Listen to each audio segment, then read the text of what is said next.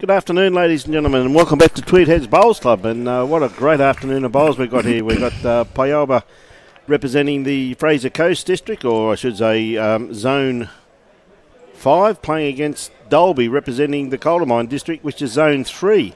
And, of course, this afternoon, on behalf of the Gold Coast Tweed District Media Team, and I'd like to really acknowledge Bowls Queensland and Tweed Head Bowls Club for the opportunity of bringing you this. And, of course, this afternoon, I'm Brian Marshall, and on behalf of Robbie Allen, the team leader of this Gold Coast Tweed District Media Team, as Gary Thomas, co-commentator. How you going, Gary? Yeah, good, thanks, Brian. We've just had a little bit to eat for lunch, and the boys, they're not, I think they're straight into it, aren't they? They're straight not, in, no roll-up, straight into it. There's no roll-up here, so... This is the first end, as we see the Pialba team leading up their...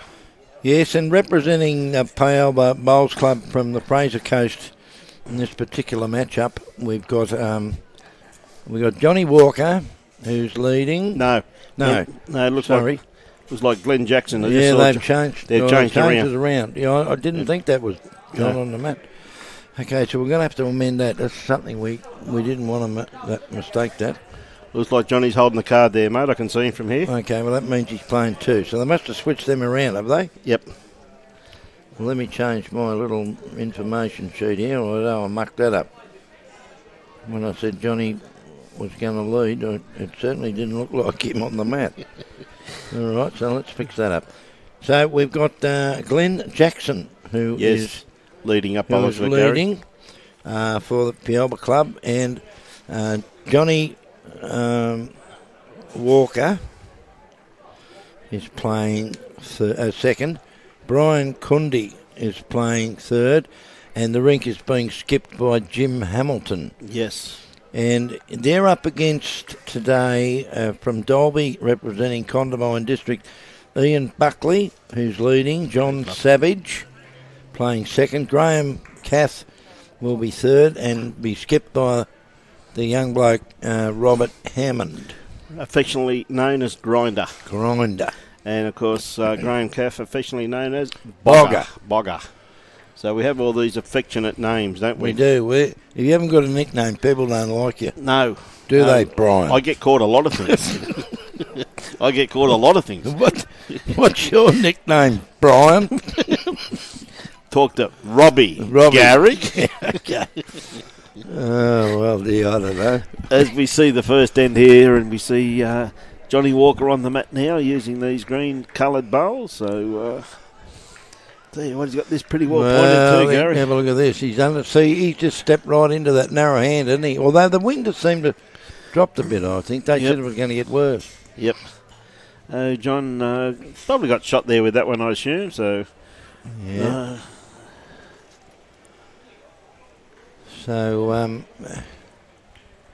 We'd like to welcome everybody back to the coverage, and needless to say, your attendance is very much appreciated. Not necessarily by us, but those around various parts of the world that you might be good enough to share it with. If you can share it with and get it out there to as many people as possible, Gary, it'd be absolutely fantastic. So the more people can see this great game of ours, the better. So we're going to have some great bowls this afternoon from these two teams. Right, so what's happened there? We can call it as we said, but you can see it just as much as we can. So there's this Bogger playing now, is it? He's come down, he's gone through the hole.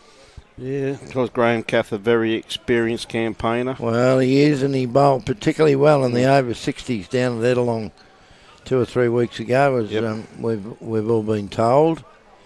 And well and truly past due for selection, in my opinion. Bogger's been a great player for a number of years. Great experience, as you've already alluded to. And he's finally made the over 60s team, and I'm suspecting, not that I'm a selector, but I'm suspecting that he'll hold his spot after the way he performed. Yeah, we've got a couple of good bowls here. Got another good bowl coming in here too, Gary. So what did he do? Did he? Oh, he just touched the jack, touched did he? The kitty, He could be still 2 down though. Yeah, but it's a good-looking bowl by the looks of it. But we have a great afternoon, and of course, Gary concludes tomorrow with 2 great games tomorrow to see which teams make it through to the grand final, mate. That's right. And we've got to just reminding the folks that you might have to get up a bit earlier tomorrow morning because both the round robin, the third game in the round robin for the men and the women are going to start at 7:30 in the morning. 7:30 in the morning. Now that's New South Wales time. Gee whiz. Which is 8:30 in the northern. No.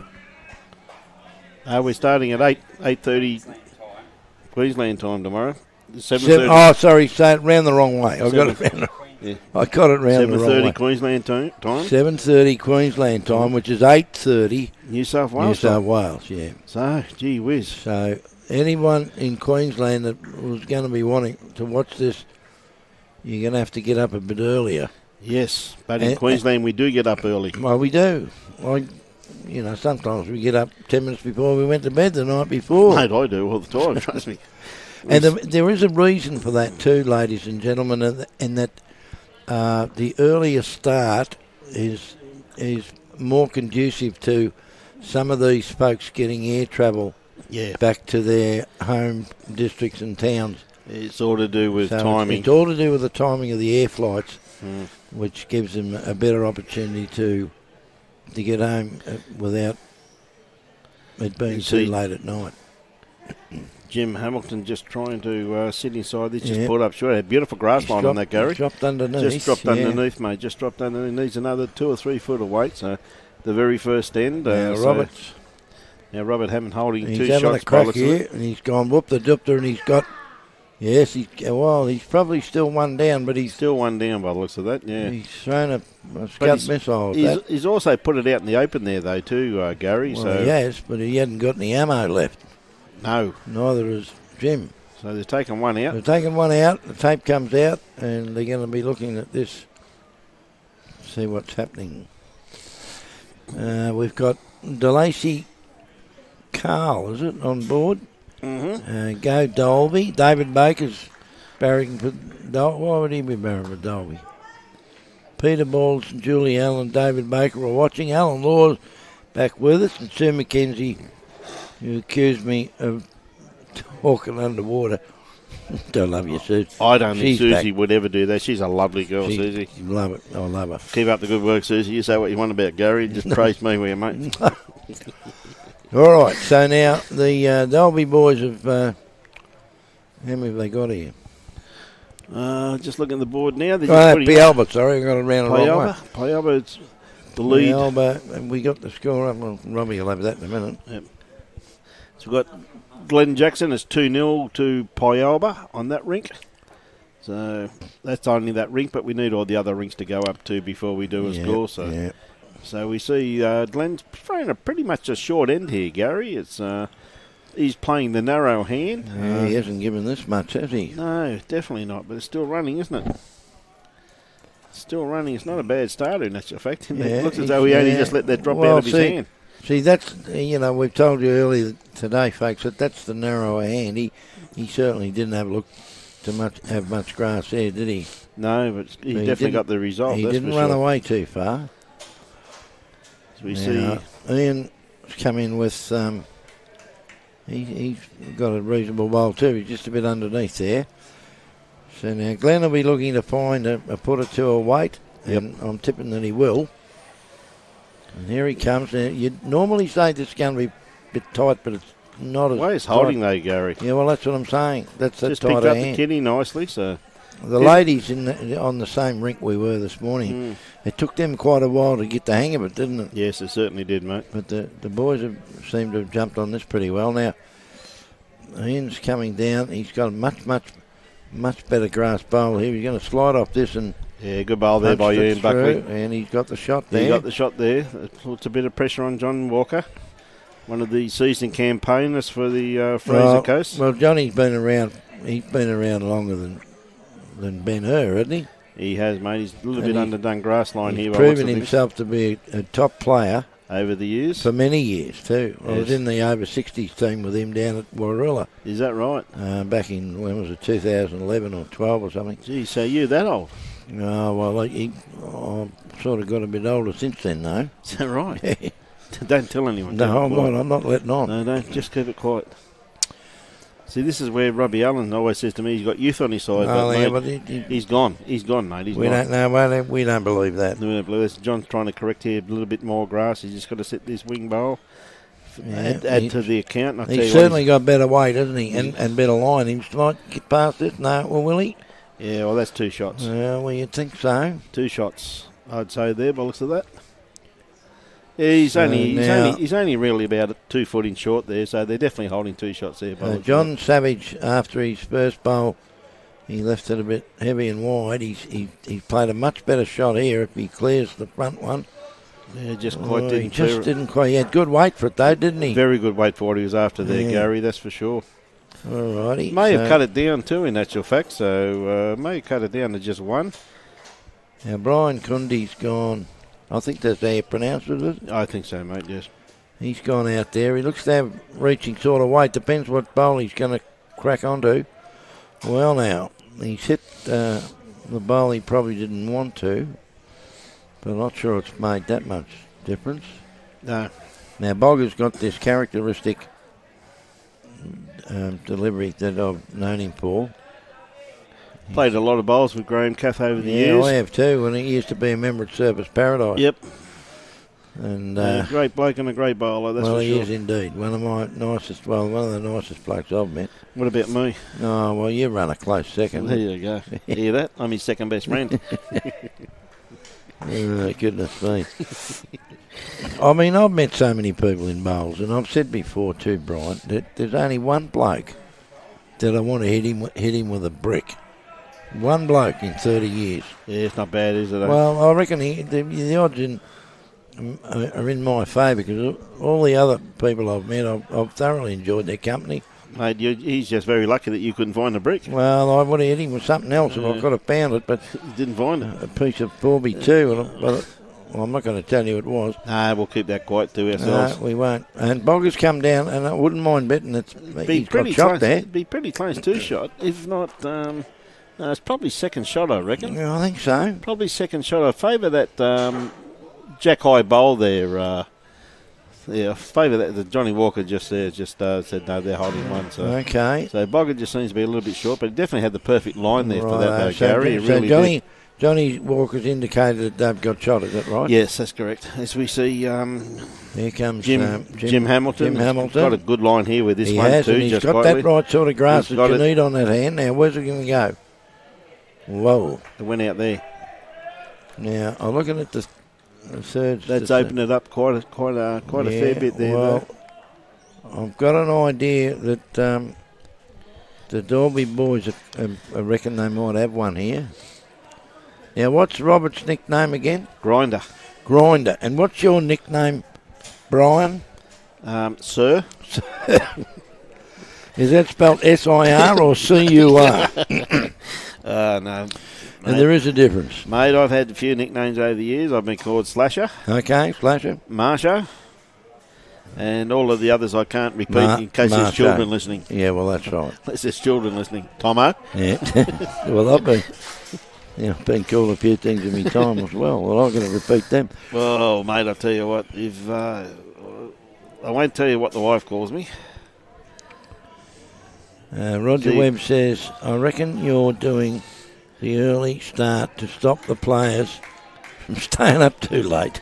You're right too, Roger. Well, that could be right, Roger. There's method in the madness. Now, what's happened here? I'm too busy reading what Roger said. Grinder just drew the absoluter, mate. Did he? Yeah, right. Robert Hammond. Grinder's got... Did they end up with 2? I think they did. Yes, they did. Pialba won the first end. Dalby won the second. It's 2-all. Yeah, there you go. So we got things happening here. And Tony Edwards has joined the commentary and says, hello from Sydney. Welcome aboard, Tony. And Roy Campbell just joined. G'day, Roy Tamanera. How are you, my friend? Okay. Now, Mike Watts, I think we've had Mike's before, and he's watching from Aberystwyth in Wales. In Wales? And Alex... I don't know if I should mention it. Oh, yes, I will. I love Alex. Alex Murtaugh's joined the coverage. Thanks, Alex. And Alex, I'll let you know a little secret, mate. Don't tell anyone else, but Clinton Bailey is here playing bowls, mate. And he turned up on time. He turned up on time too, Alex. Well, I think it's the first time that's ever happened. So, Alex, with all due respect, mate, if you around tomorrow, mate, we'll try and get him on air so you can have a bit of a friendly conversation with him. Well, I don't know that we should do that.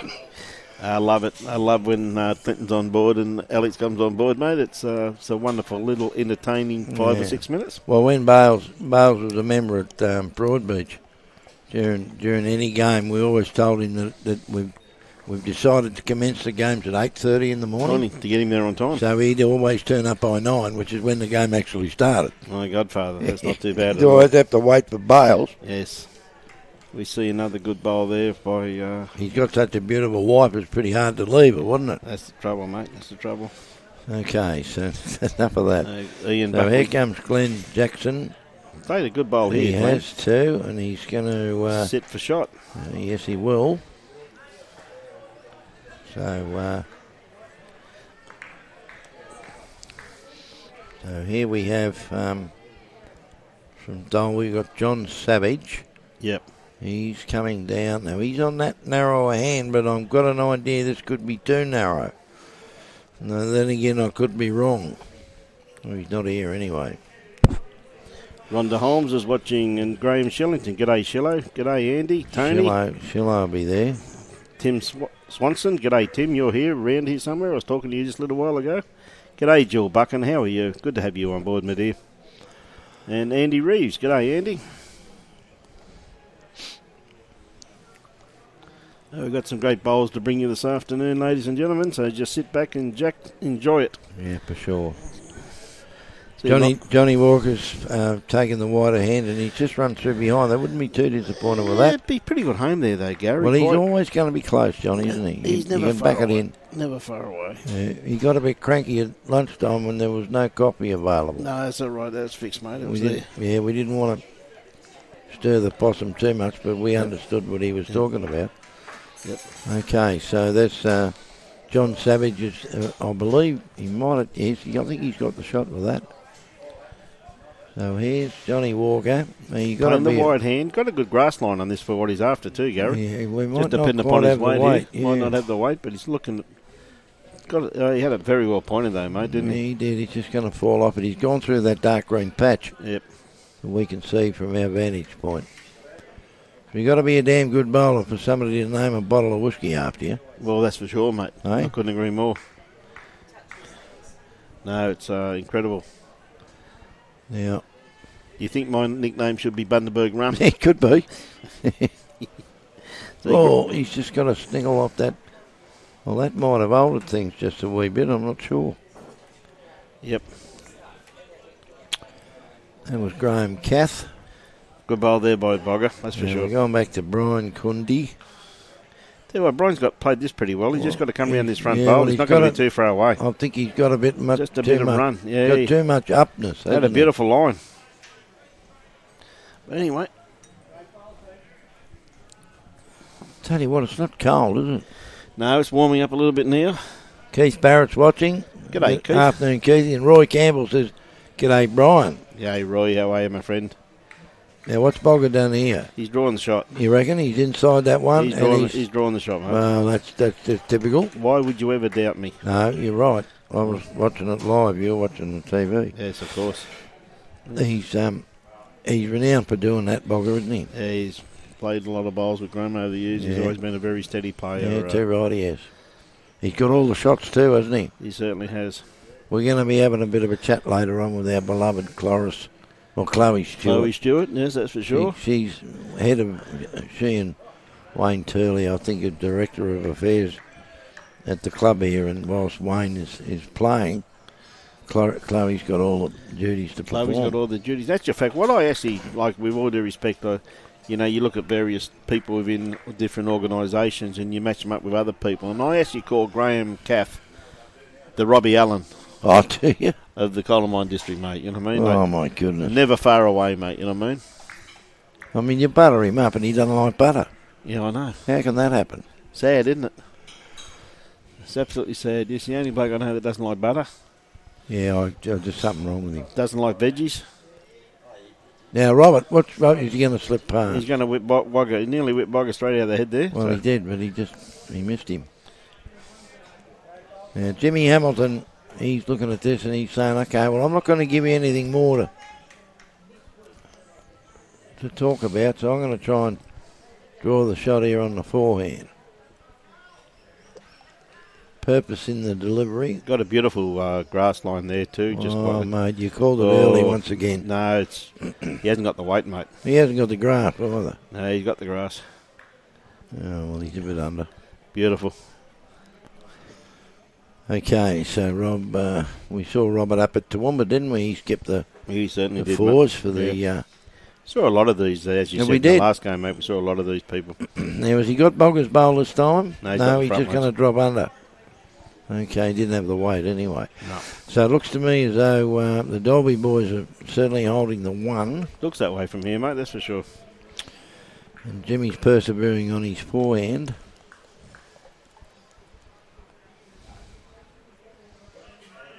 He's under it. One, absolutely under with this one, my friend. Yeah. That's for sure. He had the weight that he was after. Well, kind of. Okay, so the indication was it just one? I don't know. Find out in 2 ticks. Definitely one, mate. Yeah, one shot. Okay. One to Dalby, so it's 3-2 to Dalby. Dalby lead 3-2. We'll give you some. I think they've only played a couple of ends right across the board. So yep. It might be a bit early to start giving you. On the rink next door, Pialba haven't scored and Dalby a 1. And the same thing applies on the other rink, the third rink. Pialba no score, Dalby 1. Yep. So okay. Any early indication? Oh, it's very, very early. As we see the... now, we've also been able to give you... Ian Buckley's first bowl. Just a little bit through their head there, just a little bit underdone grass-wise too. As we see Glenn Jackson playing his first bowl. Looks to be a little bit underdone grass line too, though, Gary. Yes, I think so. Now, on the other, we've got another 3 games going on this particular green. Yes. We've got Inaugural playing. Who are they playing? They're playing... that's not Jubilee, is it? Boyne Tannum. Okay. Inaugural playing Boyne Tannum. Thank you, Robbie. I can now see that. On one rink, and we're not too sure we know who the players are, but not sure which rink we're on. Inaugural 4 leading Boyne Tannum 1. On the next rink, still 0-0, mate. No score up. And they haven't put any score up. Okay. Nice bowl there. And on the other rink, it's Inaugural 2, Boyne Tannum 2. 2, yes. So the middle rink is the one nice where there's bowl no there score by going up. Glenn Jackson. Looks like he'll be holding 2 shots there now, so nice bowl there. Okay. As we see John Savage playing his forehand, playing these tri-coloured bowls. John's got the triple-coloured bowls, hasn't he? Any movement on this one if he hits it hard enough?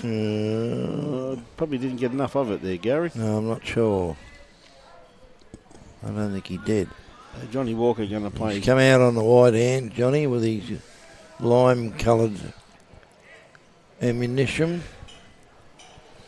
And he's going to be a bit running quick. Pretty good there, mate. Yeah. He's over the head, but he played perfect grass there. Knowing John as he'll do, he'll fix that. Yes. So here comes John again, preferring to play that tighter hand. And he looks to have better weight with this one. Is he going to get clear passage? No, just going to cut under it while it's a bit, Gary. He did too.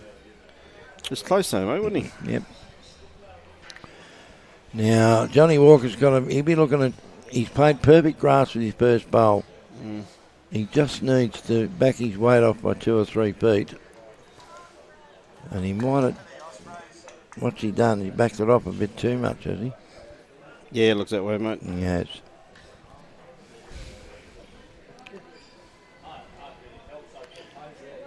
Russell Hindle is watching. Yeah, Good afternoon, Russell. And share it around, folks. The more the merrier. We like to think that so many people who maybe are not all that overly involved with the sport can get the view and start to become involved.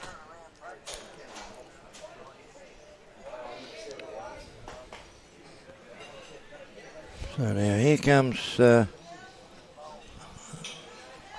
Brian's already played 2, so that's that was well.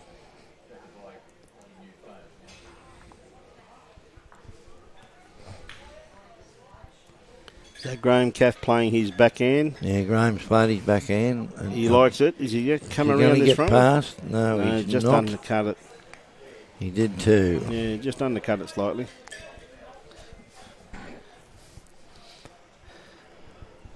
Worries me when we see these grown men run down the green that fast. I always think there must be oxygen or something down the other end of time, Gary. Then we've got, as I mentioned in the first match we were watching this morning, Robbie, in his incredible ability to think ahead, instead of us running out of here and down to the other 2 greens to bring you some scores, he has got a man down there, we don't know who it is. He's wired up with a walkie-talkie, and he's going to do the all the travelling around those bottom 2 greens to give us updated scores on all the other teams. That's for sure. In this round 2. And just give a bit of a call out here. It's good to have Haley on board and Michael Turner. How are you, Michael? Good to have you on board. Tony, g'day. Mark Edwards watching from up north. Great to have you on board. And, of course, Beverly. How are you, Beverly? Hope you're enjoying the telecast of these 2 great teams. As we see a good-looking bowl coming in here. Roberts played this extremely well. Look at that. That's that's just the shot. That's definitely the shot, and I wouldn't mind betting they got more than one here. Lovely bowl there from Robert Hammond. Robert Hammond, yep. And now Jim's going to have to, as I say, I wouldn't mind betting that they got more than one. Tell you what, he's got a good line on this one, though, Gary. It's just going to be dependent upon his weight. Yeah, has he got the weight to get past this bunch? No, he hasn't. He hasn't got the weight, mate. Look at his line, he though. Hasn't, yeah. Well, that's only half the game, Brian, isn't it? Pretty well spot on. Well, it's only 2 things you've got to remember, Gary. Yeah. You got 1 out of 2 right, mate. He So did. you can't be too critical, mate. You know Well, he hasn't played his other one yet. No, that's the thing. Now, Robert's gone out there again. He said, why can I do this again? Got another nice line out here too, and mate. They're starting to applaud this one, and if he's got the right sort of weight, he's going to come back nicely. And he damn well has. So that's to my way, that's certainly 2. I think he might have a few more with a bunch in the front. Yeah, lovely bowl there by Robert. Now, what's Jimmy done here? He's persevering on the backhand. Got a good line. He's certainly got better grass, hasn't he? And his weight looks a lot better too. He's going to get inside this. He's not. No. He just caught the wrong side of it, Gary. Well, what a lovely attempt, though. Well, if he was more than 2 down, I don't know that he is now. He might have turned that enough, actually, to make it only 1. And what have they said? It's only 1. 1. Look at that. Yeah. Well, he might have had a few more than that before Jimmy did that. I can't remember quite. But anyway, the bottom line is that the Dalby boys have grabbed another 1. Yeah, no, they're doing very well early in the game. And overall, we've just had the score that you're seeing up there on your monitor is Pialba 5 and Dalby 9. And that's the combination of the 3 rinks, which is really the most important part of. G'day, Maggie. Pennant. How are you? And Alan and David and Joe. Great to have you on board. Hope you're enjoying the telecast here from Tweed Heads Bowls Club, where we're being able to give you the live stream, the Division 1 State Pennant Finals. It's absolutely wonderful, Gary. And just for all the viewers that are interested, here we have the first round, winners and losers. So we have,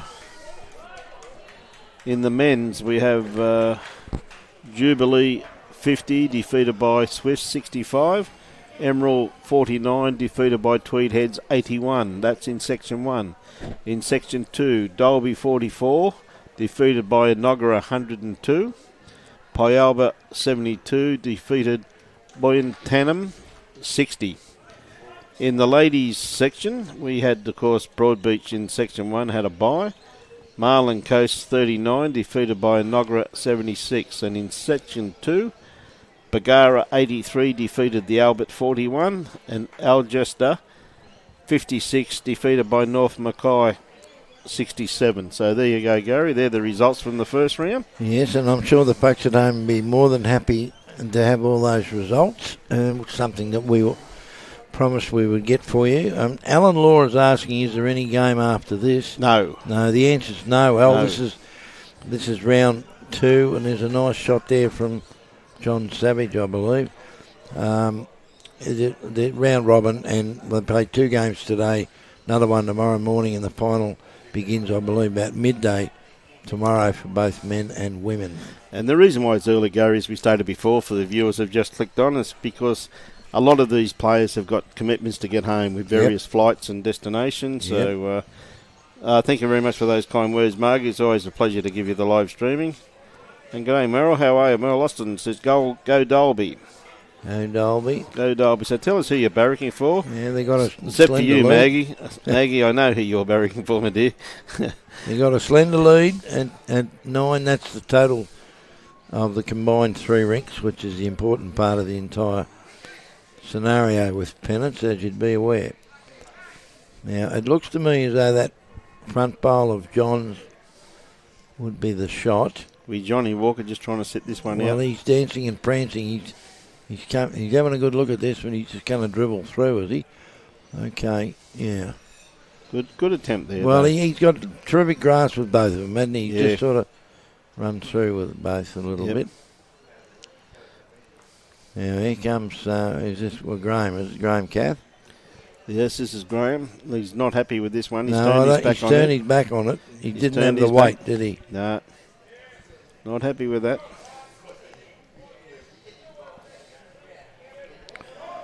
Gee, those sausages we had and a bit of bread were a bit spicy, mate, weren't they? Bit of all right, mate. Yeah, weren't they were good.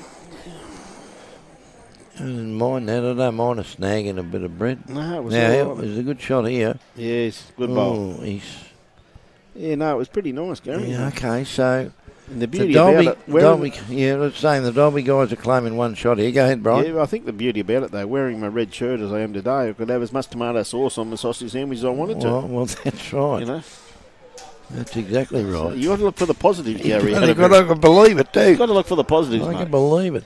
Wife hates it when I go home when I wear a white shirt. Well, Remember in the old days, mate, where we used to all wear whites? And You've got to be very careful with tomato sauce. You've got to Well, make sure. she used to always say to me when I got home, why did you have barbecue, mustard and tomato sauce on your sausage sandwich after the game? Yeah, you've got to be careful of those fancy Nancy bottles of tomato sauce. You've got to make sure that the lid's properly screwed down before you shake it. It used to get me every time. mate. I ended up with bloody sauce all over the bloody roof. Kitchen ceiling. It's gone. In the days when I was trying to teach my granddaughters how to make a pizza, and I rolled my own dough, and you know how in the shops where they flip it overhead and spin it, and then they catch it. Yep. I forgot the overhead fan was on. Is that right? I had pizza dough all over the place. Okay, so well let's done, get a bit Pauline. more serious here. Yeah, no, seen some good bowls here, that's for sure. Now, Robert, he's actually been playing extremely well, Robert, hasn't he? Oh, that's for sure. Has he got up underneath enough? Well, they're still Yeah. claiming one. Yeah, good bowl there by Grinder. Peter Tonkins, how are you, Peter? Good to have you on board, my friend. Peter used to be a member of Bow Desert Bowls Club, mate, and he's moved down south now, so Okay. yeah, good bloke, Peter. Now, what's Jimmy done here? He's played that a bit narrow, mate. He's Yeah, under the head and gone crunch. Just went crunch, yeah. Didn't get any run on that there, so. Okay, so I think the Dalby boys are just claiming one on the head here. Yeah, looks that way. And Boggers, he's got a pretty decent eye, so I wouldn't be disputing what he might say. Now, Roberts, is he going to reach it? No, he's not. He had perfect line, though, Just didn't got a perfect line for that, he? mate. Yeah. Bit like us in our younger days, mate. We had perfect lines too. Oh, geez, I don't know about that. Midnight, 1 o'clock onwards, mate, we had good lines. So here comes Jimmy Hamilton. And he's let this one go. I'm just tipping he might not get back in time. No, he hasn't. Okay, so they're claiming two. Yeah, two Okay, shots the there. two front bowls are both shots. Shots. So Dalby now, according to our information will be at least 11-9, but we haven't got updates on the other rinks just yet. No. Well, on one rink there, I can see it's 3-2 on the rink beside, and it's 4-1 on the other rink. Yeah, Robbie's just updated our main screen. 13-5. There's Dalby. Robbie. He's on it. So the director of everything, he's all over it. I think he's on. I think Robert's on the wrong line here. He's on the wrong line. He's put the jack on, and they're all waving around like police constables up the other end. Yes. He's got his back turned. Well, yeah, move it over on the right line, son. They're not going to. Got to do something. Where'd he go to? He's just probably. Oh, here he is. They finally got him. He's probably washing his hands somewhere now, back. that boy. he's looking at his team, and they're all waving at him, and he waved back at him. He said, what are you waving at me for? He's a good lad, that boy. Yeah, he's a nice boy. I met him up to Toowoomba. He bowled very well up there, didn't he? He's a very accomplished player, Robert Hammond, mate. And one heck of a nice guy, too. Yeah, nice fella. So here's Ian Buckley. He's come down. His bowl disappeared out of view. So, not real sure. Oh, no, he's a good 6 feet over, isn't he? Yep.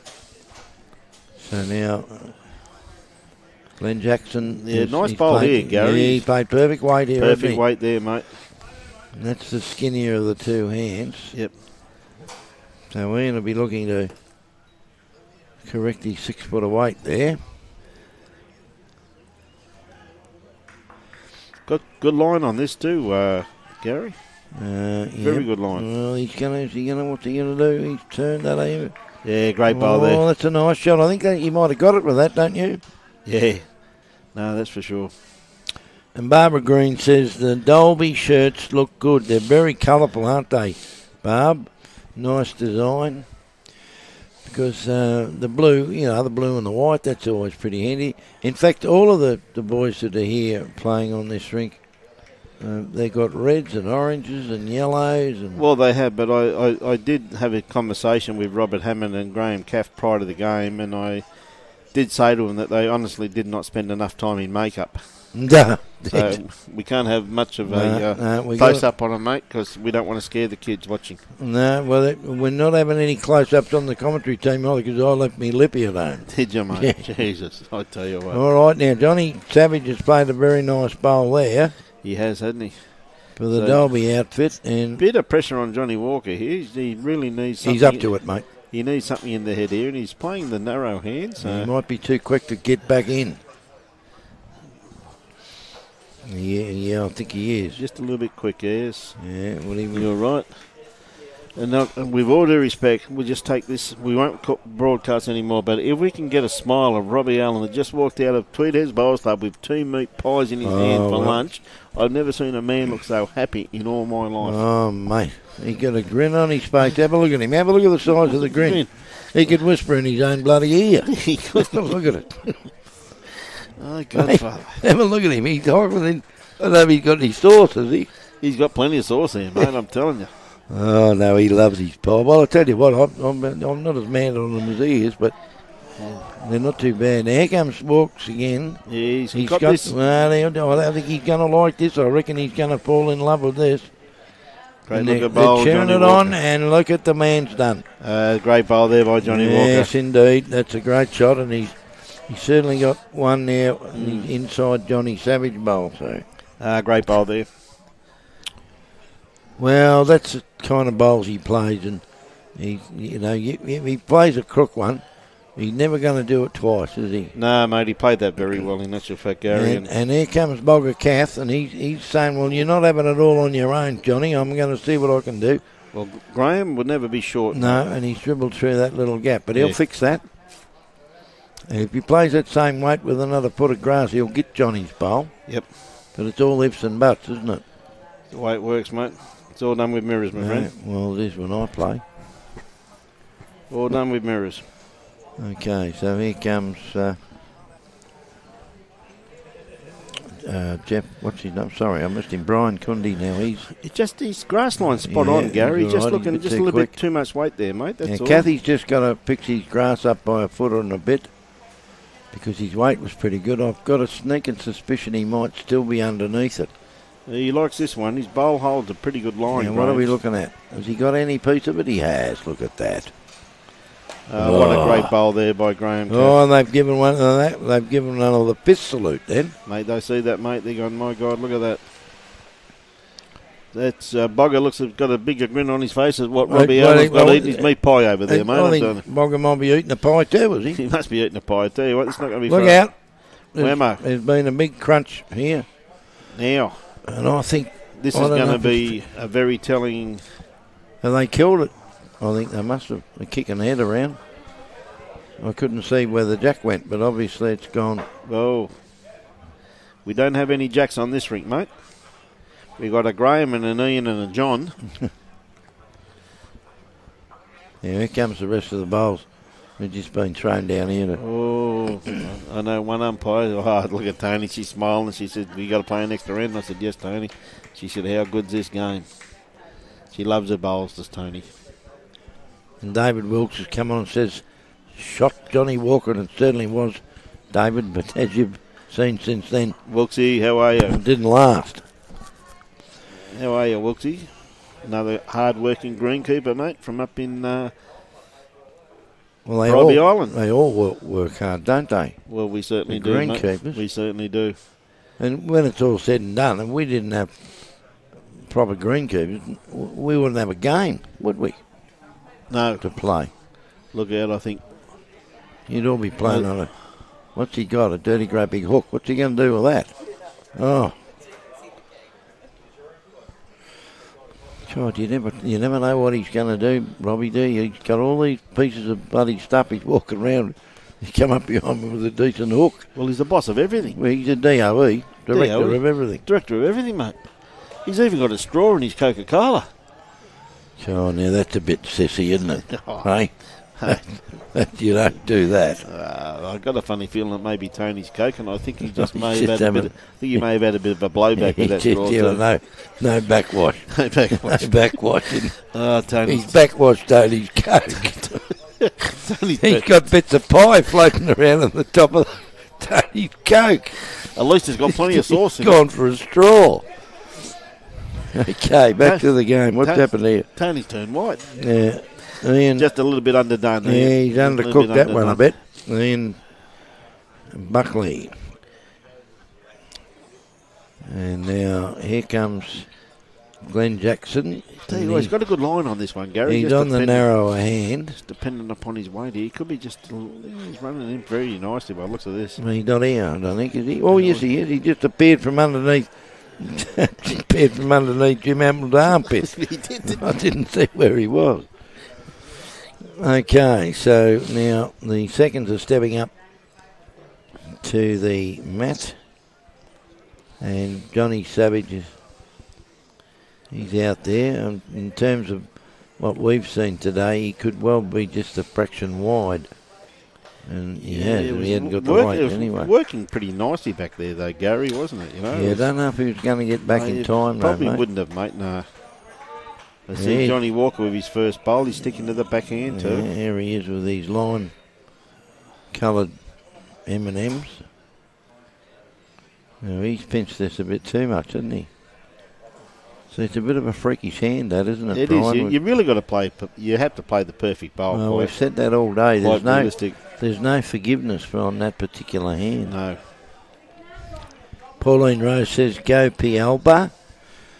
Well, they're certainly well and truly in it. They're only 8 shots behind overall. Pauline.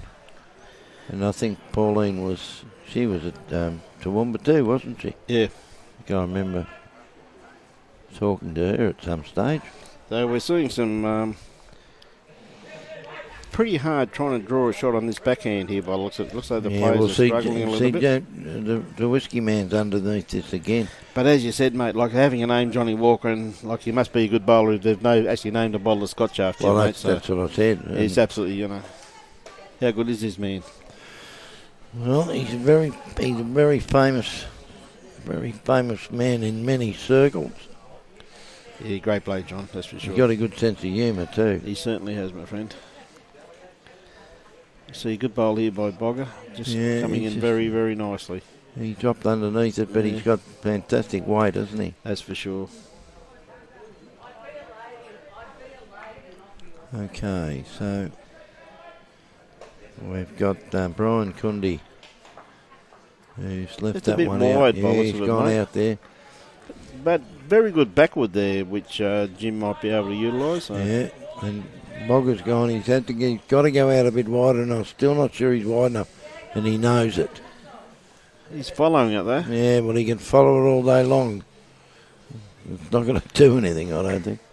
It's certainly not going to count. If he followed it hard enough, he was behind. He probably could have kicked it in. Yeah, well, that's right. Now, has Brian been able to underdo this one a bit? I think he has. It all depends whether what's he got? Any contact? Yes, he has. Look at that. Great bowl there That's by a lovely Brian. shot. Beautiful bowl. Yeah, they've given him the knuckle sandwich. Well, the double. Yeah, no, the fist knuckle thing, Yes. It's tradition these days, isn't it? Yep. Well, the high five went out of fashion, didn't it? A little bit. When that Australian cricketer, and I can't remember who he was now, he went to high five and he missed his mate's hand and poked him clean in the eye. Yeah. They said, well, not having that anymore. So they go the low fives or they go the knuckle punch. Don't knock that water out. That nearly went flying. Phil Langdon, very good afternoon, Phil, from, and I believe you're still... Beanley boss. Beanley, yeah. Great bloke, Phil. Yeah, he is. Great bloke. Good to have you on board, I've Phil. known Phil for a number of years now. And what's Robert done here? He's run into the bunch in the front. Okay, so Jim's... he's going down on that backhand. He's just got to make sure he doesn't play it too wide. Alex Murder says, check your messages, Gary. Alex who? Murta? He said, check your messages. Oh, well, I can't do that now, Alex, unless he's got a red-hot tip of me somewhere. Probably race 3, number 2. And Kathleen Lees, good to have you on board, Kathleen. Hope you're enjoying the telecast. Jimmy's played a decent shot here. He's landed just short of Jack High. Tell you what, Grinder's not going to be far away from this one. Well, is he going to get back? He doesn't want the hole. Oh, just, yeah. Okay, well now, it looks as though the Pialba boys might be holding, well, 1 or 2 probably. And just for your information, Les, yeah, we're just doing a quick run around the grounds at the moment. We'll have you some updates of all the other games very, very shortly. Yeah, we got the walkie-talkies in operation now. Has Jimmy got the weight to do something? He's not far away with this. He's not going to turn Just anything not going to turn okay. far enough, yeah. So, Pialba have got 4. Good pick up there by the Pialba team. Yes, indeed. Very good pick up. Was it 3 or 4? I think it was 4.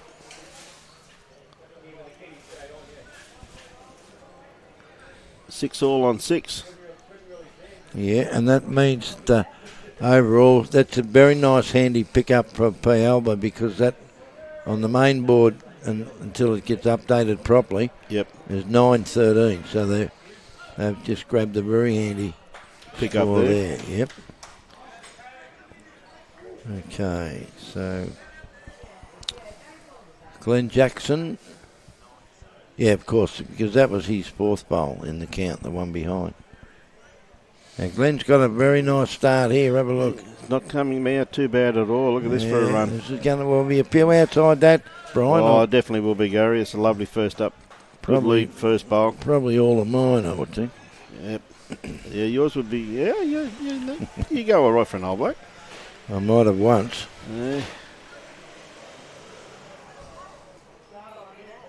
Just a little bit long with that one there. He's a little bit over Ian, isn't he? Yep. But no doubt he'll fix this. Yep. And now Glenn Jackson's persevering on that hand, and I think he's played this pretty well as well. Well, see, that's a very handy shot as well. He's made absolutely. 2 there. 2 good bowls there, mate. 2 very Yeah. good bowls there. So we're just getting an update. We're going to go round the grounds in a minute. Yep. We're going to go round the grounds. Here we go. We're gone round the grounds. Yep, we've got them. And here's an update. Right. Through walkie-talkie. Through walkie-talkie. This new modern invention. Right, in the ladies, Broadbeach 24, Marlin Coast 15 on 19 ends. Bargara 17, Algester 9 on 15 ends. Then we've got the Albert 13, North Mackay 14 on 18 ends. In the men, we have Jubilee 17, Emerald 18 on 16 ends. And we have Swifts 6, Tweed Heads 25 on 15 ends. And in the other game, which is on the main green also, is Inoggera 25, Moyantanan 5 on 15 ends. I asked the question, how come there's 3 games in the ladies? And there's one of them got a bye? Yes, they have. So that's why there's 3 games instead of 4. Oh, how many did you read out? 3? 3, you did? yes. Yeah, I okay. read 3 out, sir. My mistake. That's okay. We'll forgive you this time. So I think the is it the Inoggera ladies who have got the bye? Because because they play the Tweed. They play the Broadbeach girls tomorrow morning. Yes. Yeah. Okay, that's all sorted. Now what have we got here? We've still got appears to be is it Glenn who's no, it's Ian Buckley who's holding. This one is cutting across the head. Had reasonable weight for what he was after there, Gary. Just his grass line was misread that completely. So here's Brian Cundy now. I think the Pialba boys have got 2 here, haven't they? Just a bit long there, shots, yeah, he's run through a bit there. Now Bogger's got this characteristic step, 2-pace delivery. And how's he looking to you, right? Yeah, he's looking pretty good, mate. Just depending upon his weight, he's coming in here very nicely. He needs the jack, I think, with the weight he's got. And he's got the jack too. He's got it. Okay, well that's great bowl there by Graham. Well, that's typical Graham Cath. Yeah. I've admired this man for so many years. In that, whenever he's down, he always manages to reach, and so often, yes, the kitty gets in the way. Yeah, Brian just sprayed that one a little bit. That's true too, mate. And I played a lot of bowls with Graham over the years, mate, and great bloke to play bowls with. And he's been a great player in his day. That's and for he's sure. changed his hand, so he's coming down on this narrower hand, and he looks to be pretty damn good again, doesn't he? He's got the right sort of weight. Will he get back? We'll click off that. No, I didn't quite make it. Not quite back, but it's. Once again, though, he had very good weight for what he was after, Gary. He's renowned for that. Very, very good weight. He's renowned for playing with good weight. He always has. And good weight will win you more games than good grass, won't it? That's ever so true. But if you have good grass and good weight, you win most games. Well, you'll get the shot every time, won't you? That's the one. And just for our viewers out there that may be a bit concerned about Robbie, he's just started his second pie now. Mm-hmm. So he's still got a good 3/4 of an hour to go. And if he got any left inside, I'll guarantee you go and get another one.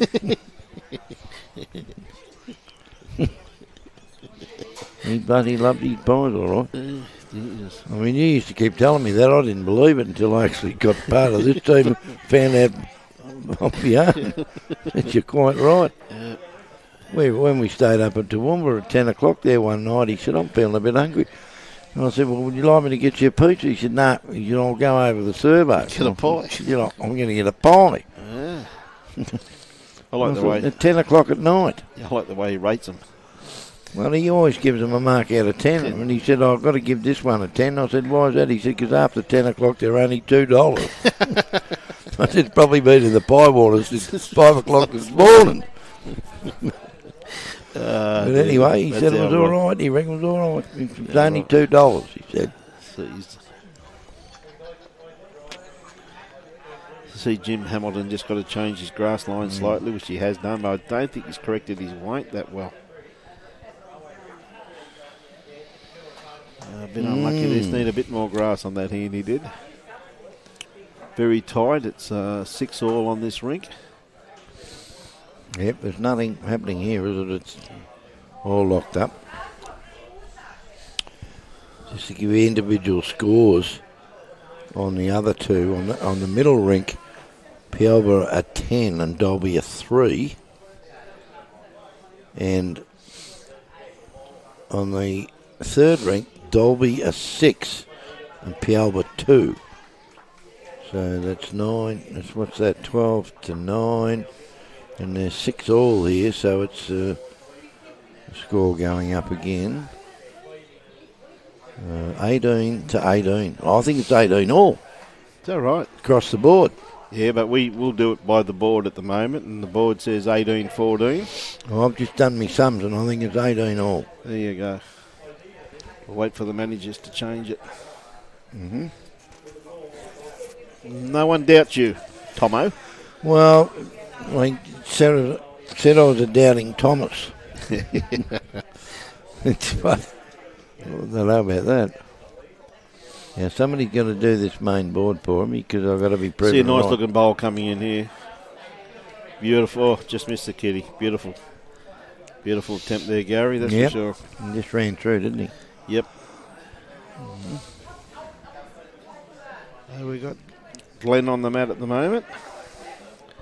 Glenn Jackson from the Pialba Bowls Club. Yep, he's just gone under that, but look, he's not that far under it, is he? No. And that's what happens with that narrower hand. You can actually miss your line a little bit more and still hang around if your weight's right. No, that's for sure. Okay, so here's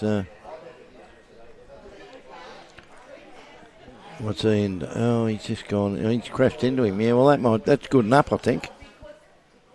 That's Ian Buckley's second bowl. I think that's good enough. And then Glenn Jackson, he's just left this one out there a wee bit, and that's just a little bit, Gary. Still going to come home. Well, it's going to be usable, mate. Still usable, isn't it? You know. Yeah, he's in the catching area, isn't That's he? for sure. That's for sure. So we see John Savage playing his first bowl. Tell you what, he's got a pretty good line on this. How's his weight, mate? I don't think he's up. How's his weight?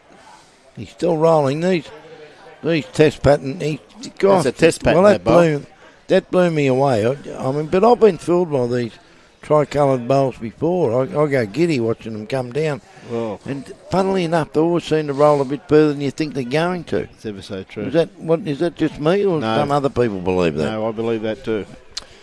But then again, I believe in the tooth fairy too. Yeah, well, do you really?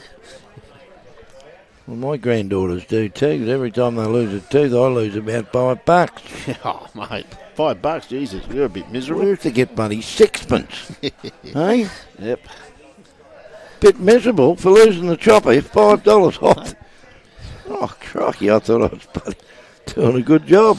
Well, I remember one day my little granddaughter told me she got $5 for her tooth, and I took my tooth out and said, how much do I get for these? Yeah, that's right. I mean, she ran away. My granddaughter for the next couple of weeks was going home with a pair of pliers, ripping them out on purpose. I said, go around and see Poppy, see what we can get. See what you can get for this one. Then how come you 4 girls have lost 22 teeth in a week? I said, what's going on? Just having a bad week, mate. Having a bad week. It's all the lollies you give me, Poppy. John just come a little bit long. His grass line was absolutely impeccable with that bowl, but just a little bit long. But he'll fix that. No, he can't. Oh, he's run out of ammo. He's run out of ammo, mate. He's paid his too. Oh, okay. We see Graham on the mat now, playing his forehand, playing away from the clubhouse there at Tweedhead's Bowls Club. I tell you what, he's got a good bowl here too. Just going to cut under there. Another bowl in the head though. We've got Christine Mounsey joined, no doubt. Gaz is sitting there with you somewhere, Christine, I would think. Michael Turner, we've already welcomed Onions to the broadcast. Club Urangan G'day, Club is Urangan. watching. And be interested to know how Pialba's going, that's for sure. Just recently became Facebook friends with Club Urangan, which is all good. And Lorraine Baker, she's saying, go the Emerald Men. Well, good on you, Lockie. We've given you some scores there, and we'll be giving you regular updates as often as we can, and it's made easier for us nowadays because we've got a walkie-talkie man sitting up on the top greens. Yes, giving us the scores. Yes, but the only thing is, he's sitting there watching Robbie Allen. He's trying to get a bit of Robbie's pie, is he? He won't share it. Brian. No idea. Brian Stewart's down there. Okay, now what's Bogger done here? Oh, gee whiz, that's a great attempt, though, Gary. Yeah, too right it is. That's a great attempt. Now this game is getting pretty exciting, and they're looking down. They're looking down on the rink next door to us, and I think is that Pitsy skipping? Yeah, Glenn Pitts is on the rink. He's just indicated. I'm looking through the window that the Dalby boys on the rink next door are holding one. And he's a fabulous bloke too, Pitsy, isn't he, Brian? That's for sure, mate. Met him up at for the first time. We've been friends on Facebook for quite a while, but he's a gentleman that I'd never actually met.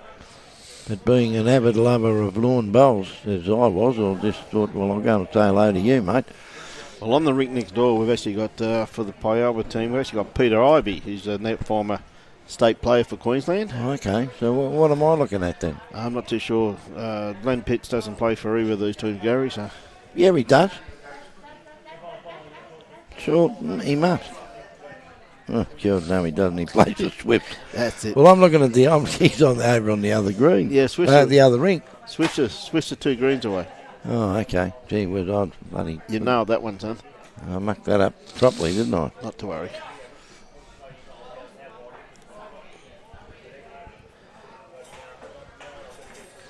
Now we've got Jim Hamilton on the mat at the moment, playing his backhand. Oh, I think it could be underdone grass line with this one. He wanted more weight than that.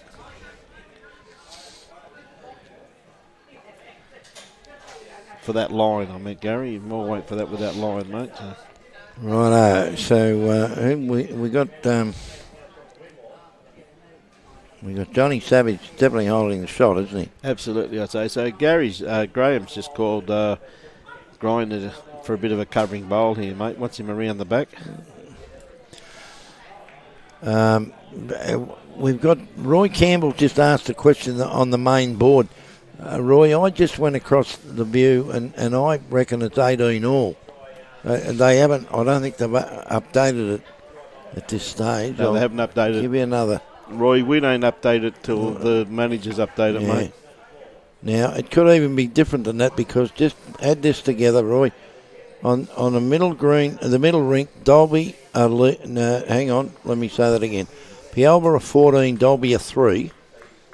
Yes. On the other one, Pialba are 4 and Dalby are 6. So that makes it 18 to 9.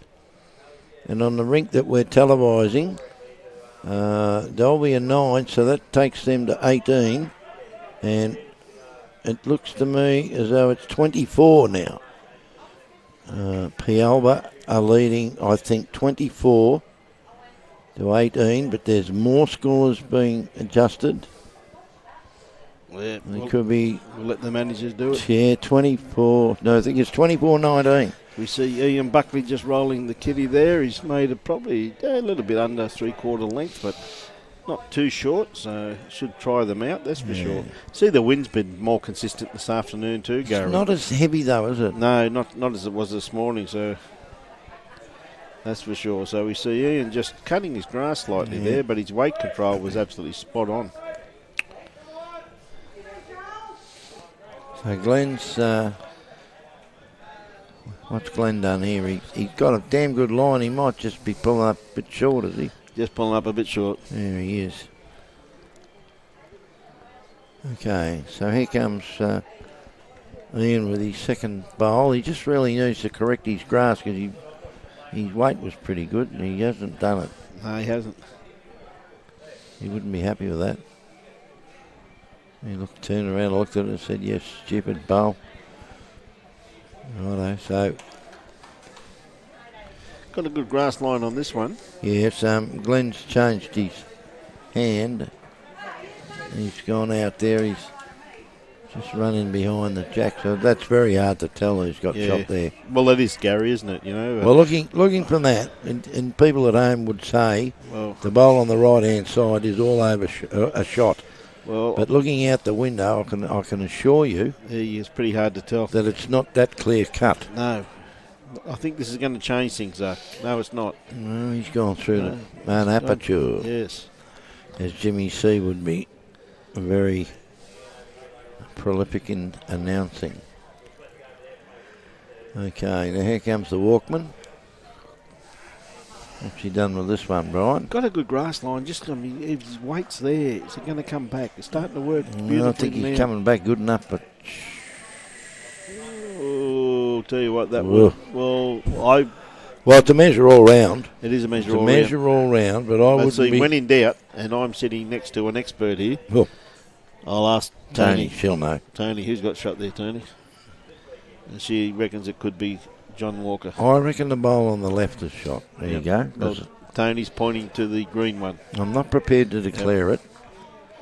No, she's letting all the viewers know, as you can see Tony pointing to the screen. Yeah. Did you see her pointing to the screen, I saw her pointing to the screen. Everybody see that? She reckons it's the bowl on the right-hand side. Well, I don't know. Tell you what, here comes shot now. Here comes the whiskey man. What's he done? He's dropped short, and that's going to be a measure between the four of them now. Wow. Those two. Tony's done the measure on the screen with her fingers. Now, I don't know what to make of this head. Yeah, it's probably the worst head they've had, Gary, really. I've seen better heads on a beer, haven't you? Mate, I've never seen a crook head on a beer, mate. I'll tell you that right now. Well, you might have once. Being a non-drinker that I am. Hey? Oh, right. He doesn't drink, not since guzzling became fashionable. Now, Johnny Walker's going to get crunched up, but not enough, I don't think. Not quite enough, no. He just got the edge of that bowl there, Gary. He did. Brian tried extremely hard to knock it up. Turn Johnny's shot, turn his bowl up. I don't know if he turned it up enough. So Graham just got to come around that green bowl of Johnny's, which I think is shot, in actual fact. I really do. Now, here comes Graham Cath. And he's just going to go underneath there a little bit, I feel. But his weight's not too bad. He's going to lean on that. Gee whiz it. It's going to be pretty close, that's a measure all round. Yeah. I don't think that one on the left counts anymore, the one I was talking about originally. The two in front of that appear to be closer. But then you've got to look at the other three, haven't you? So they're wandering down here, and what's Brian done? He's drifted in behind, so I don't think that counts. Now, they're both dancing around. They're like maypole dancers here. So keep sending through, ladies and gentlemen, who you're barracking for. We love that banter. And send us through any questions that you like. And now, listen, Gary, I'm going to leave you in some pretty good hands here, because at my age, and you drank as much water as I have today, I've just got to go and wash my hands to make sure that everything's nice and hygiene. And I'm going to bring in a bit of a guest commentator here, who's just watching Robbie Allen finish eating his pie. Oh, well, I think it's his fourth one, isn't it? There's one thing I can assure you. It's very, very dangerous, because you never go near Robbie Allen when he's eating a pie. It's one of the most frightening experiences. I wouldn't be standing behind him after he's eaten it either. Just to give you. A person of her age doesn't realise the danger she was in there. But I'm going to let you announce the guest commentator, and I'm just going to go for a wee walk. All right. Well, if you don't know this lady, then there's something seriously wrong with you. Sit down, Chloe. You've got to get yourself all wired up here.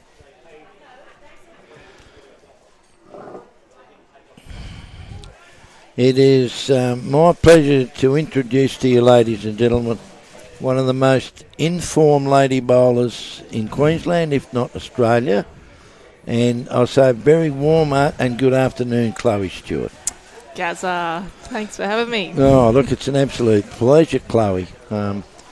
You've bowled extremely well all the time I've ever seen you. You've been a wonderful exponent of the game we all love. You also played brilliantly at North Toowoomba. You and your girls won the champion fours, and then you came out and on your own you won your singles. Tell us how good that feels. Amazing. To win the fours with the girls was something pretty special, and to also have the boys win as well was just unbelievable. I think Tweedheads is having a really, really good year. They're going terrific, aren't they? Yeah, and it's some yeah, really good vibe around the club at the moment, and everyone's jumping on board, and yeah, it's an awesome feeling. And you fitted into your role here at Tweeds, Cloris, haven't you, with Wayne and the work you're doing behind the scenes? How are you going with all that? Yeah, good. I'm loving it. Yep. You know, Tells is a really good boss, I must say. Yep. To give me the amount of time off to play bowls is, you know, something that you don't get everywhere. So I can't thank him enough. And Tweed Heads and the board and everyone here has just been great. Well, that's tremendous. Now, you've got some special events coming up, so you're going to have to get more time off, aren't you? Because you're going to be heavily involved in some events at the end of the month. Tell us all about that, Chloe. Yeah, so we've got the BPL next week. Tweed Heads, first time we've had a team in it. So yeah, it's the first time I've played BPL, which should be really, really fun. We've got Kurt Brown and Aaron Tees. Teesy, yep. Yep. And then straight after that into the Multi-Nations. Yep. And straight after that into the Trans-Tasman. Yeah, well, it's all going to happen. Do you go down to Moama? Isn't there a big tournament at Moama? Yeah. So in December, is it? Yeah, the UBC is on again. Yeah. The last event for the year. Okay. In December.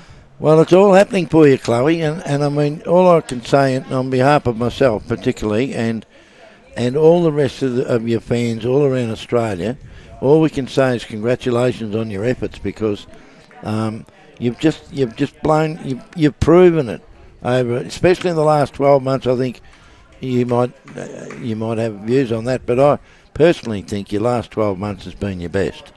Yeah, like it's been going really good, and I think too, you know, I've really been enjoying it. I've enjoyed, you know, the last 2 years down here at Tweed Head, so Yep. yeah, it's just been really good. Well, I missed you when you left Broadbeach. I missed you too. Oh, I shed a tear. I said, oh, no, this can't be right. Cloris is going to leave us. But anyway, look, you make the decision and you go wherever it suits you. And it's always a pleasure. I've always enjoyed watching you bowl. I know I've told you that before. But everything that you've won in the last, well, certainly the last 12 months that I've been watching you closely, you haven't just won them, you won them by a bit, haven't you? Yeah, I sometimes. Well, sometimes you win them good, and sometimes you really don't. Every time I think the memory of me is watching you play, I think lots of times you've won big heaps to not many, which is a feather in your cap, because you're not playing idiots, eh? You're playing very, very capable lawn bowlers. So yeah, it's all terrific. It is. We might just have a quick update on what's happening here, and you throw in any comments you want, Chloe, because, you know, I have enormous respect for you, as you know. And if you want to do a bit of broadcasting with what's happening on the greens, go right ahead. Yep, no worries. And who's this one? DeLacy Kell, is it? Is saying, hey there, Chloe Stewart. Laso. Now, is that the lady from America? No. No, I don't know DeLacy. Okay. No, Laso, she's from Taroom. Okay. So I'm sure she'd be cheering on the Dalby boys. Mm-hmm. She's pretty close with them, I think. But yeah, she loves all the live streams. I know she's always tuning in, Gaz. Oh, well, you know, there's lots of people who we see them regularly. They come back. But it doesn't matter whether we do the streaming or somebody else does. They love bowls, don't they? That's it. They just love the bowls and love watching. I know I do. I don't play as often as I used to, but I'm more than happy to be here and just watch these wonderful bowlers strutting their stuff. Well, you're the expert commentator now, aren't you, Gaz? Well, you're getting the big bucks. Well, well, I wish I was. I do it for the love of the game, Chloe. That's a simple statement. I devote my time because I so much enjoy. I've always loved bowls, and I'm just as happy. And there's a great shot from Brian Kundi. I think he's certainly got the shot there, hasn't he? I just love the game, Chloe, and I mean I keep telling people that, but I don't know about any permanency in my position here. But I'm happy enough to continue to donate my time if they want me. That's great. You're doing a really, really good job. Well, I'm happy to hear you say that. I get a few comments from time to time, but I'm a bit of a, you know, like an ocker. Some bloke said to me, "You're dead set ocker." And I said, well, I think I might be. Typical Australian. Anyway, it's so much fun. I really do love it. I could end up getting thrown out on me backside any day. Okay, so Brian, what's Brian done there? He trailed the jack away from his own bowl, but he's still holding, I think. Yeah, it looks pretty close there. Yep.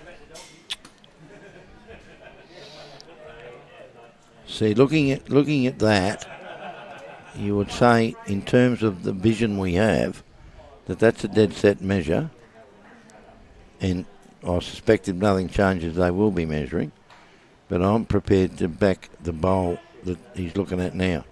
That's Brian's bowl, this jack eye one here. Yeah. This is where it becomes visually deceptive. And see, they got the fingers out again. Jimmy's having a look at this as well. And he's called shot. Now that's what I thought. Because that's Brian Cundy's bowl on the left, and Jimmy's claimed it as a shot. Okay. So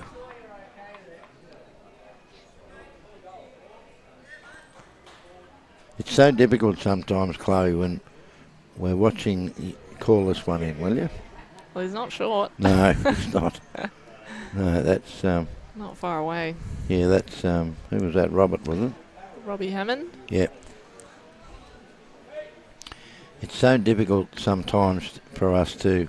You get so excited watching the game we're televising, but the other games on the rinks next door, we can generally see those through glass windows and panels and whatever.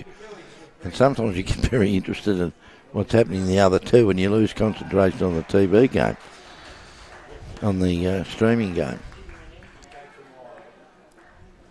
I think he's calling in for less weight here.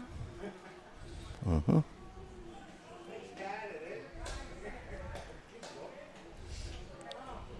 So Robert's coming down after this one. I don't know what to make of this, do you?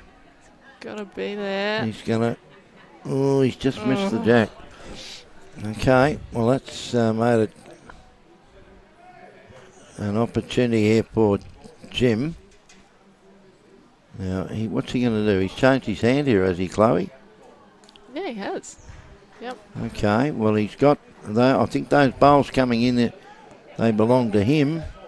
Turns a lot down there on that Yeah, hand. well that's on the wider hand. He's knocked the head off this a bit, hasn't he? Yeah. Okay, so it's one shot. Yeah, they've already declared that. One shot to... Oh, no, hang on, they haven't declared anything. He's going down to measure. So what's happening here on the other rigs? Inogra's leading 25-9. Looks like it. Are you... I can't... I've got to use these binoculars. Now, hang on, you're looking at the overall score. No, you're not. Oh, you're looking down the other end of Inogra. Okay. I don't know, you tell me. Over here. Yeah, well, that's the first board I'm looking at, but the guy's right in the way, and I can't see what the score is. I can see one game where... No, I can't either. What about the overall? 25-9, is it? Oh, right down the bottom end. Okay. 25-19. Oh, no, 9. You're right. Yeah. Inogra leading 25-9. Now, we don't know how updated that is because the board operator on the match in the game we're watching has been a bit slow. So if the same thing's happening down there, then the score might be very much different. So Shout out to D. Robertson, who's just tuning in. Diesel. And Mr. Jeff Watkins.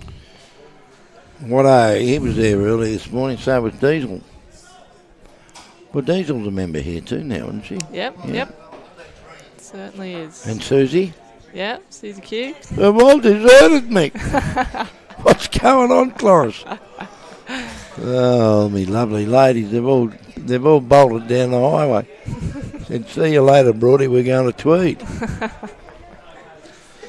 Oh, my goodness. So I was out the back just before watching the Tweedheads boys. Yeah, and? They are on fire at the moment. Are they really? I think they're about 25-8 up. All right, they had a big win this morning. Well, how big was it? Did we have the scores? I think we might have here somewhere.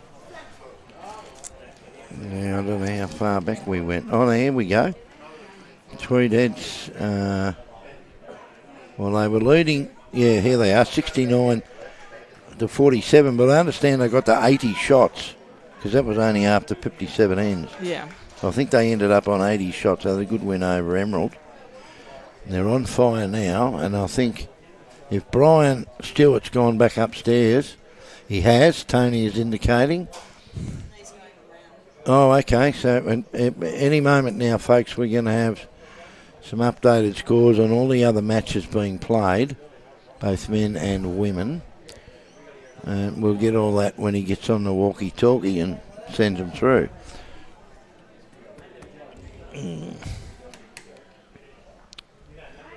So when did you first start playing bowls, Chloe? That was a long time ago. How long? I was 9 years old. 9. So that's about 10 years ago, was it? You've been too kind, Gaz. So I've got to be kind to you. You might whack me. No, you started playing when you were 9. Yeah. I'm 23 now, almost 24. Yeah, well, see, have a look at all these wonderful young players that we've seen. I think Kelsey Cottrell I spoke with on air not that long ago. She was only about 12 when she started playing. And we just found out that the great Karen Murphy started when she was 11. Wow, there you go. So was that a surprise announcement to you that? Yeah, Karen, I did not see that coming at all. No. I didn't really either. But the one that I never saw coming, but I can fully understand it just as much, it was when Lurchie decided to pull the pin. Yeah. On international just representation. Yep. Oh, what's the interview? Well, I didn't see it live. I watched the replay when Karen announced her retirement, and I must admit, I loved the way she played, and she's given Australian and overseas lawn bowlers so much enjoyment in the 22 years that she's been representing Australia. By the time she finishes the multi-nations, she'll have earned 660 caps for Australia, which is more than anything. It's amazing. She's had an amazing career. Oh, she has. And when I watched the replay, I could see that she was full of emotion as she was announcing things. And she could have cracked up at any time, and you wouldn't have blamed her, would you? But you're saying goodbye to something that you've loved so many years. And if it hadn't have been for Steve Glasson, I give him tremendous amount of credit here, because he was the one who kept her, steady. If he hadn't, he offered his arm around her and all that sort of thing, just to keep her calm. And I thought that was a wonderful gesture. Well, he knows her very well. That was a wonderful gesture from Steve, because Kaz could have cracked up at any one moment, the way with the announcement she was making. Yeah. And I must admit, I sat there and I thought to myself, I've watched this lady bowl for so many years. She's given me so much enjoyment. And I had tears coming out of my eyes. I'm a bit of a softie like that, Chloe, you know what I mean? I couldn't help myself. Nothing wrong with that. Well, I couldn't help myself. I'm looking at her, I'm thinking, what a wonderful exponent of the game that we all love that she is. And I just couldn't help myself. I shed a tear. And the missus said to me, "What are you crying about? Yeah, you silly, a big sook." Well, that's what but I just couldn't help myself. I was so emotional. And of course, Lurchie's decided for different reasons that and I spoke with the Broadbeach girls earlier on, and that came as a bit of a surprise to me. But then the reasons behind his decision are clearly family motivated. Yeah. I mean, he's still only a young man in terms of lawn bowls. He's only 40, isn't he? Yeah, Lurchie? that's it. But he's got 2 young children, and I think there's got to be, I mean, with Nathan's exposure to the game and the involvement that he's had and the number of tournaments and that he's played, he's got to have missed out on a lot of little things that his kids are involved in, like school events, pantomimes, choral fests, even their own sporting netball, cricket, you name it, from the kids. And I think Lurchie just said, okay, enough's enough. Yeah. Because I don't want my kids, going through their junior, pre-teen years, calling me Mr. Rice. I want them to call me Daddy, and I want to be a daddy to them. You know what I mean? And it's a very hard decision to make. But despite all the thing, and I'll shut up in a minute. Great shots here from Robbie Hammond. Yeah. 2 crackers. They're holding 3 too, what's more. The boys have indicated. But it's he once again, like Kaz, he's been a wonderful exponent, and you can't help but like the bloke. And I don't think I've ever played a game where I've been in a side that beat him. And congratulations to you, Lurch, and congratulations, of course, to Karen Murphy for giving us so much enjoyment over the years. And you've both had fantastic careers. Absolutely. They've been great ambassadors for the sport, and I'm sure many, many people, even myself, have looked up to them, coming through, the young ranks, and they're definitely a credit to themselves. Well, they are. It's not just those two, but the thing that I reckon, Chloe, is that we Australians are absolute sports nuts. It doesn't matter what, and we're renowned for that. Through all around the world, other nations consider us to be sports crackpots. And we love our heroes. We love our tennis players, our footballers, our golfers. We love our netball players and basketballers. But the thing for me is that I really feel for my bowling compadres because I know them. I know them personally. Yeah. And you know what they've got to go through and what you are going through in terms of bursting into the Australian team, and the amount of practice and training, the ups and downs of the whole scenario that you have to go through, the exercise, the dietary requirements of you, all of those things are just, because I feel for you for that. You know what I mean? All the work you got to put into it, and it all stems from my belief that, we're part of it because we know what you got to go through to get there. But I guess that's the thing. At the end of the day, we do this because we love what we do and we're passionate about it. And if that wasn't the case, well, we wouldn't be doing it. No, you wouldn't be. But there are certain demands that the authorities in Australian bowls place on you in terms of what exercise you need to do, what practice you need to do. You've got to be in certain parts of areas of Australia for various meetings. The diet that you must observe and all that. There's a hell of a lot more to it, isn't it, than just getting out in the green and saying, well, I'm a good player, look out, get out of my way. Yeah. There's a lot more to it than that. I mean, that when it all comes back to the point that we know you all and we can sit here. Oh, there's no way known I could sit here with Pat Cash and talk about tennis or Greg Norman because I was never any good at those sports anyway. But certainly golf, the only golf I've had was I lost a buggy, 3 clubs and 6 balls. So I figured, well, this is certainly not my caper. I wouldn't be able to afford to keep playing. All right, so what have we got? Some score updates? Yep, do you want to read them out? Sure. So the Inogra boys, they're up 40-11 after 28. Is it Boyne Tannum? Yep. Tweedheads are up 41-19 after 28 ends against the Swifts. And Jubilee, they're 28, and they're just leading Emerald by 4 shots, and they're 24. Yeah, that's after 23 ends. Yep. Haven't got any ladies updates just yet. They're coming. The ladies are on the way. No, we haven't forgotten yet, girls. It'll be very interesting to see how my Broadbeach troop are going.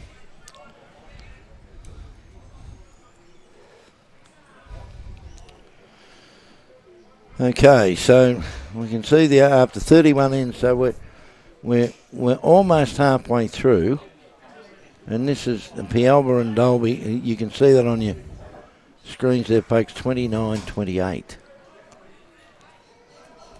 And so there's some very close matches going on here, and Graham Cath is delivering, and he's on that wider forehand side, and he isn't too bad. He might just, what's he done? He's come underneath the jack, I can see. And Jimmy Cameron, I think he's standing in the way.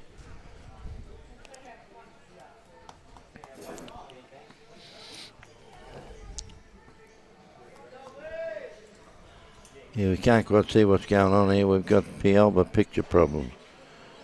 All right, there you go. All right, well, it's hard to tell. I think the bowl in front of the jack on the left-hand side would appear to be shot to me, but there's still plenty of room there for the skips. I think Robbie Hammond might have indicated 4 before the last bowl went down. Okay.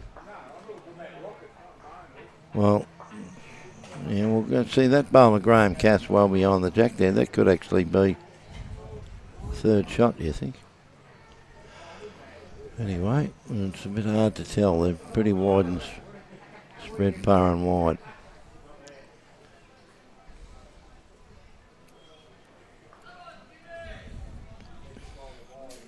Okay, so Jimmy Hamilton's lining up to play, and he's out on his forehand.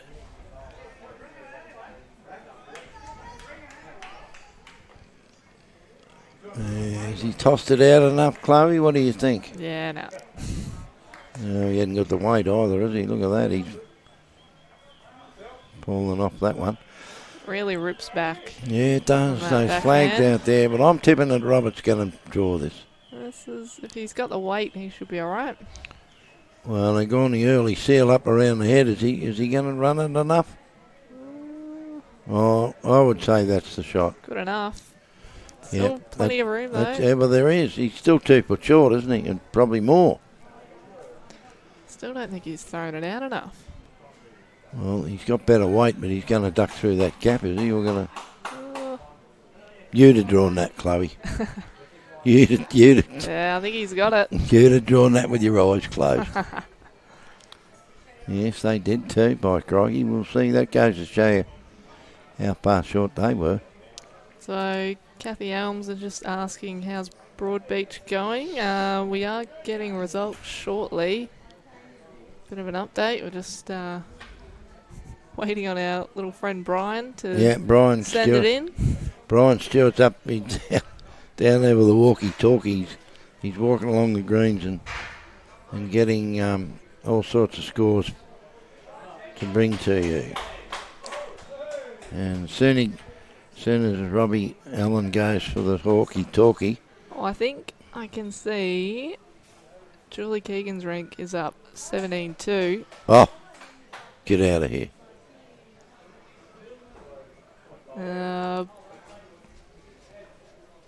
There we go. 42-24, I think.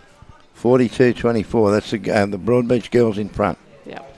Okay, and who are they playing? They're playing... Marlin Coast. Marlin Coast. So the other team in that section who's got a bye this afternoon is Enogra. So they had a win this morning. They did. Against Marlin Coast. So I dare say it, tomorrow morning, Broadbeach and Enogra will be the decider. You would think so at this stage? Yeah. You can't be too specific about things. Can you make an assessment? You could be well and truly wrong. That's it. But, at this stage, that's the way it would appear. And just once again letting you know that for Queensland folk, because of daylight saving time, the games here will commence at 8:30 New South Wales time, which is 7:30 Queensland. So we've all got to get up a bit earlier. That's it. Yeah. So I'll be here early, Gaz. Yeah, I'll bet you will. We'll be here just as early as you because we've got to sort all this out. Robbie's got to have his Go Crooked Tomo time. There's a fair setup here. It's wonderful, isn't it? if you haven't seen it before, I tell you what, you'd be amazed. The amount of stuff we got here is pretty crazy, to be honest. It is, Chloe. Tell them all about it, because I've tried to elaborate on what it takes to put all this together. Well, in front of us we've got 2 monitors with the bowls, and then we've got 2 little iPads set up with all your comments that come through. Got everything else, another 3 sort of laptop things. You got all this fancy equipment that controls the microphone volume and Yep. and all these other little things that are sticking up. Robbie will have to say, have a look at this thing here, the white thing on the tripod. You know that. We got no idea what that is. It looks like a bleeding ice cream. Looks like a brick of ice cream. But tell me it's worth a few dollars, I reckon. And look at what's happened here. Oh, look, there he comes. Well, he's got 2 now. Now, that's the man we're talking about. That's the whiskey man, Johnny Walker. And he's a lovely fella too, John. I've known him for a few years. And now, here comes a little bit of weight here. I think he's gonna hang out there. So Johnny Walker from Pialba, he said, stick them in your pipe and smoke them, boys, because I've now got 2, and you got to get it off me. And according to the main board, after 31 ends, the score is 30 all. So this is going to the wire, Cloris, isn't it? It is. Boys are putting on a good little show Well, here. they are, and the other rinks are all nip and tuck as well, aren't they? They're not giving an inch, these blokes. You wouldn't expect them to. So currently Dalby are winning on 2 rinks, and they've just got 1 rink down, 16-6 in the middle here. Yeah.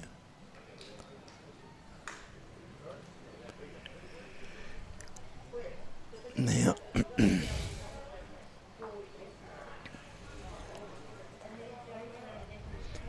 so in between your games that you won up at North Toowoomba, did you go back home, or did I you did. stay? You did, yeah. Yep, so I headed back on the Sunday. Yeah, we thought you might have. Yeah, and then came back up Tuesday. Yeah, you were there Saturday and Sunday, and then you didn't have to play your singles till Wednesday, did you?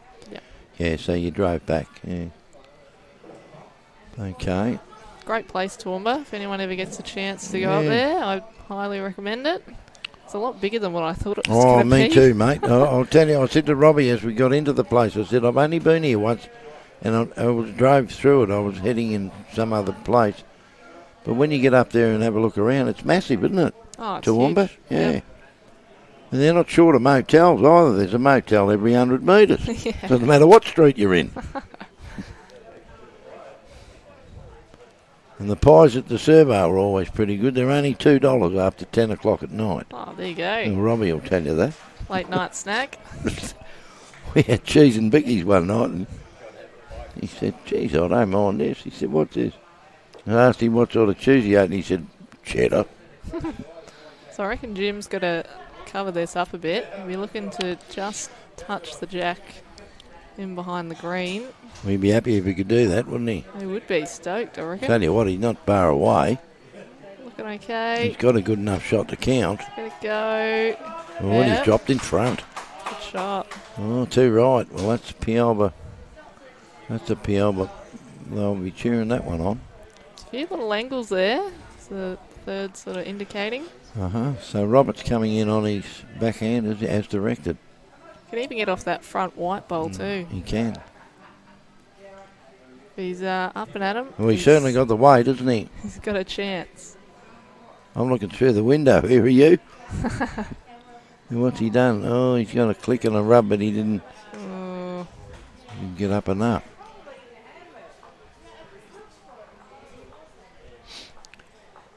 And we've got, just to fill you in here, Robbie's on the walkie-talkie. So he's getting as many scores as he can. And the delightful Chloe Stewart will be reading those out to you in a moment. All right, so Jubilee, they're now just down to Emerald. Jubilee 33, Emerald 36 after 34 ends. Tweed Heads are still firing away. They're 50, and the Ipswich Swifts are 19 after 33 ends. Well, that's a decent lead in anyone's language, isn't it? It is. And I don't think Enoggera have changed over their boards for a little while. No, we were worried about that before, weren't we? They're a bit slack over there. Yep. We got any ladies' scores we can bring you? So this shot here from Robbie, here's 3 down here. Definitely be looking at some weight. It's firing. Oh. Oh. Well, he's just got the thin edge of that front one. He's got Johnny Walker's back bowl out. Well, there's still got to be 2 down. And that score that Chloe was wanting to bring you, Enoggera are leading. We've got a replay here. Oh, we got the slow-mo. Oh, how good's that replay? Oh, it's brilliant, isn't it? Robbie Allen, well done. He's a legend. Absolute legend. Now, the other game that were in the main board, Enoggera are leading 41-11 against Boyd Tanham, and that's after 28 ends. So they're not quite halfway through, but the writing appears to be on the wall for the Tanham boys.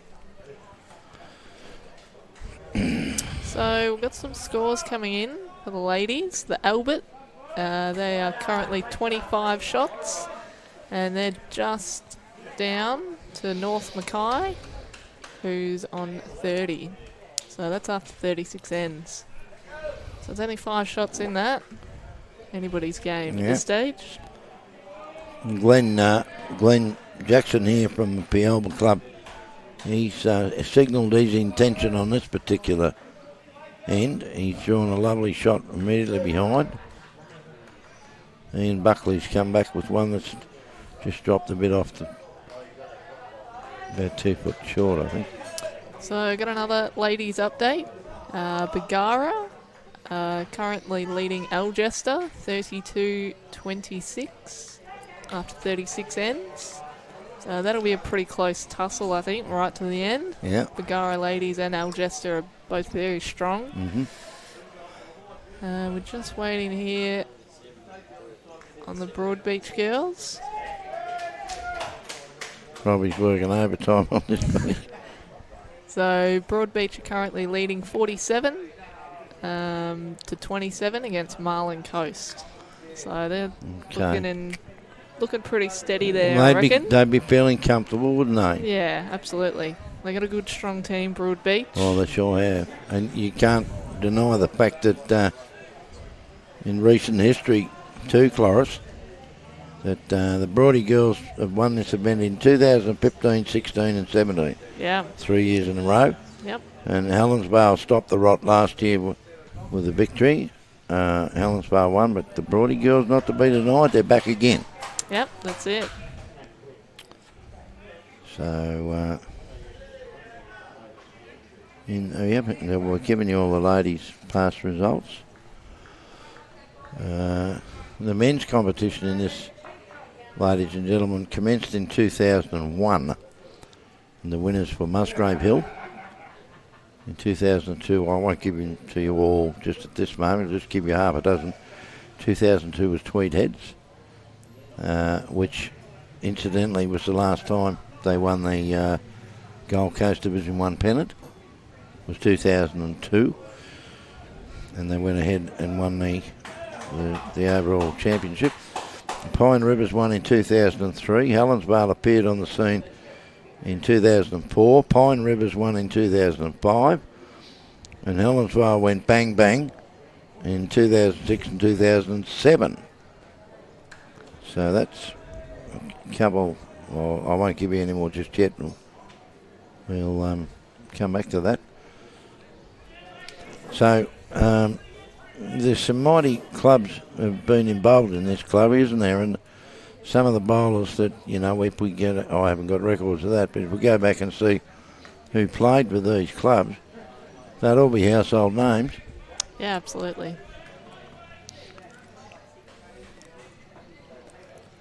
Okay, so it appears to me that Glenn Jackson was holding the original shot.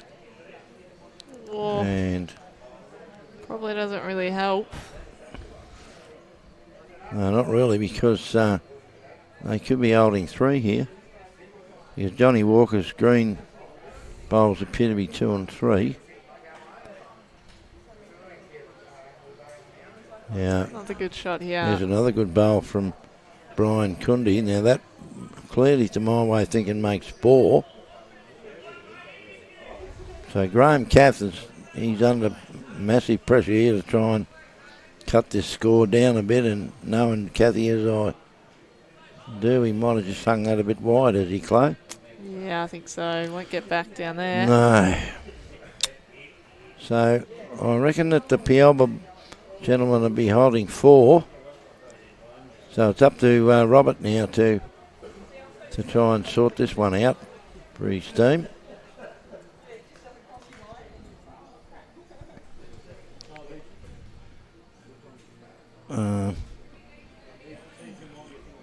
What have I said?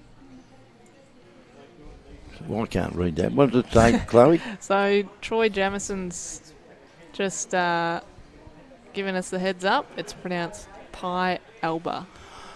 Pialba. Well, why didn't you know that, Robbie? All about pies? You're the pie man, Robbie. You should have known that, wouldn't you? I'm calling it Pialba all day long. Oh, you're not very kind. I'm not very happy with that. All right, there's a big bowl here from Robbie. Pialba. Really needs to do this against Pialba. Now, what happened with Robbie's bowl? I missed that. He went drifted wide, did he? This is his first one. Oh, okay. That's sort of not a good sort of sound, is it, when you go? Yeah, not good. Fancy the pie man not telling me it was Pialba. Bloody hell, I've obviously never been there. So, good chance here from Jim to add another. Yeah, we reckon he's holding 4, don't you? Yeah. Has he got the run in his legs? No, he's dropped off it as well. Now, Robert's got a decent sort of shot to play here because... Not easy. No, it's not. He's Especially on that, down on that tight he's hand. on that skinny hand. Now he's let Very- it go. And what's he done? He doesn't look too bad, you know. If he just gets the right weight, he will get back. He's got to And go. they're clapping it. They're clapping it. He's got to go. They're clapping it. Is he going to cut the count down? He certainly will. Oh, Now, he might not have got the shot, but I don't think he's 4 down. And down they go. They got the prayer books out. And he's saying, "Dear God, please don't make me be any more than 2." That's what I would have said. So the midget Roberts bowl first. And they're going to go round and round the merry-go-round to find out what's happened. well, they're slowly Well, see, that getting back to almost level here. they are. Now, what are they indicated? 2. So, 2, was it? Okay, well, he cut 2 out with that, Cloris, didn't he? yep. So So he's definitely 4 down. Dalby are only just leading on this rink. Yep. 14-12. Well, it's been a very close game, this one with telecast, isn't it? Has been. Now, I think our illustrious scoreboard attendants, well, they've fallen off the back of the bench there because they haven't changed that for quite a while. They might have gone inside for a sherbet. Okay, so Pialba, 12-14 on the next rink. If the gentleman get out the way, and he just has, so it's 19-7. So that makes 31 to 21. And on the other rink, it's the 9 shots, so that takes them 40. 21-11 is 32. So to my eyes, Pialba. Get it right, Gaz. I think I did that time. They're leading 40 to 31. Now, I don't know where the main scoreboard attendant's gone. I think he's had a heart attack and fallen over the hedge or Maybe something. he went in for a pie. Troy He just might said have gone in for a pie. Tweedhead's pies Well, he are wouldn't not have bad. got. He wouldn't have got any because I don't think there's any left. It's such a joy to have you here too, Chloe, because we have. Most of the time I'll sit here with all these other blokes and they're having a crack at me, but you haven't so far. Oh, So no worries. I'll leave that up to Robbie. I'll leave that to Robbie. Well, Brian Marshall always. Brian Marshall always gives me a how do you do. And Jimmy C at Toowoomba, he was leading me on. As soon as I tried to join the conversation, he'd tell me to shut up. But you haven't done any of that, Cloris. You've just been perfect. I'll put it. You just want me to come on commentary with you I again, do. For the reasons I've just mentioned. you haven't chucked any abuse at me. Now, this Pialba. So, well, that's something I've learnt. This Pialba man, Glenn Jackson, he's come here with a purpose. He said, now look, I know I'm only leading, boys, but I'm going to set it up for you. And that's what he's doing. He's got those, they've got a tinge of green about them, haven't they? And so Jimmy Hamilton, he's directing his players, and the Whiskey Man's coming back on it because he needs a little bit cover behind, you'd think, wouldn't you, Chloe? Bit of insurance first. That's all we need. Down he comes. He looks to have fairly good weight. Oh, He's going to duck under this one, isn't he? And count. almost drawn another shot. I think he has, you naughty boy. Plan B. Listen to what your skip says, walks, will you? He's joining you, silly bugger. I don't know if it does count, looking at that. It might do. So we've got Joy, who's just tuning in, I'm guessing. So in the men's, Jubilee are currently 33, and they're just trailing Emerald, who are 36. The Ipswich Swifts are 19 against Tweed Heads, who are 50. And we've got Enogra, 48, and Boyne 17. And in the ladies, Broadbeach are leading 47 against Marlin Coast, who are 27. And we've got Bagara, who are 32, leading Algester 26. And the Albert ladies are just trailing North Mackay 25 to 30. Very well done, Chloe. So this certainly saves a bit of weight here. Time. Firing. He's missing. Oh. So the Pialba boys, Jimmy's just indicated that they do have two. Brian Kundi, I think. I'm not sure what happened there. No, this is Brian's bowl coming in now. And he doesn't get the jack, and he didn't want to. Oh. He's played a reasonable shot. Jimmy would have liked him being another yard wider, don't you think? So I think he's going to go again here. Yeah, I don't think he'll be mucking around with this. Here he comes. He's going to hang out again, is he? Just didn't quite get that one away smooth. Okay, so Pialba. They've got a lead, which is what I suggested before, was 40 to 31, but then now Dalby boys have grabbed another shot somewhere along the line. That's 40-32. And Pialba holding two on this particular end. The Whiskey Man's looking up at us. So we just Can't hear you, Johnny. Can't hear you. So we just got another result through. I've been told that. They've told me that. I was calling it Pialba. Pialba. Right. Get back to your bowls. Can't leave me alone. Oh, my goodness. Just drawing another one here. Gaz. What's happened? Is fattening up the target a little bit. What?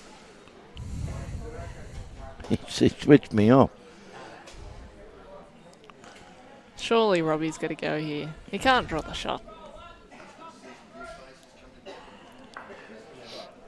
Yeah, Johnny Walker's just come. Teresa Harris has made a comment.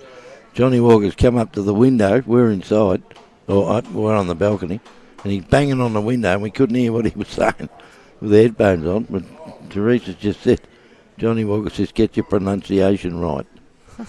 Oh, we got it right now. So here we go. Robbie Hammond. What's he going to do? What's he doing, Cloris? He's got to whack it. I think he does. He's in a lot of trouble out. What hand's he playing? He's certainly got the weight. Let's pull it again.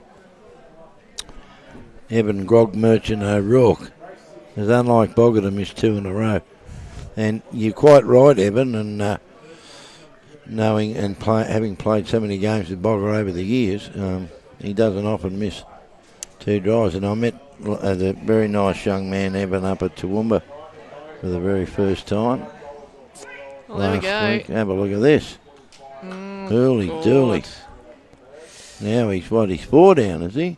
Pressure, sweaty hands here. Oh, he's got to smash this into the middle of next week, hasn't he? Oh, closer. He's got something. Well, he's done a mighty job there. He's still 2 down, I think, but he was 4 down before. He's done well there. Are they going to look at the third one too, by crikey? Got the replay here. Yeah, here he comes. Look, he'll get it again, I'll guarantee you. Yep. And he did. Now, they've already taken 2 out in him, measuring Brian's front bowl to the left, and that to me looks as though it should be in. It'll be the tail of the tape, and they say, yes, it's 3 shots. Well, 3 is better than 6, I think it Wow, was. that's it. Well, they were down certainly more than that, weren't they? Yeah, they were a big handful. So Pialba have grabbed another 3 shots. I think they've taken the lead on this ring, 15-14. Yeah, they have. It's still anyone's game here, but the other results are sort of leaning in, well, certainly on the middle rink, isn't it?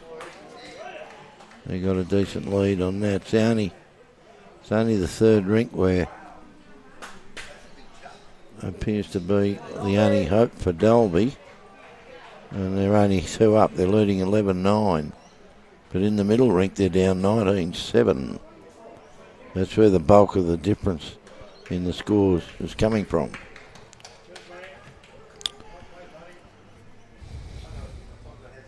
I didn't say anything.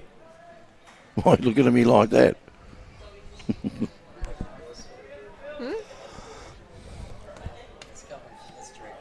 Oh, righto. Okay. Does Brian Marshall want to come back in? I think he does. Oh no, he looks like he's going to sleep over there. Well, I might get Brian to come back over.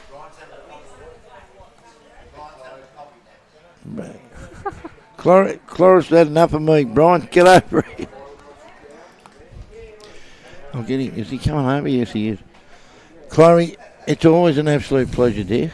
Thanks, Gaz. Sit with you and talk about bowls with you, and all the very best in your UBC and your the games you're playing for in the Grant Tasman and everything. I'll be down there watching you naturally, and look forward to seeing a great display from a great young lady. Thanks, Gaz. Thanks for having me on. No, you've got to stay. You've got to talk with Brian. No, because I'm going to have a smoke. You've got to stay and talk with Brian. For a little while, I won't be.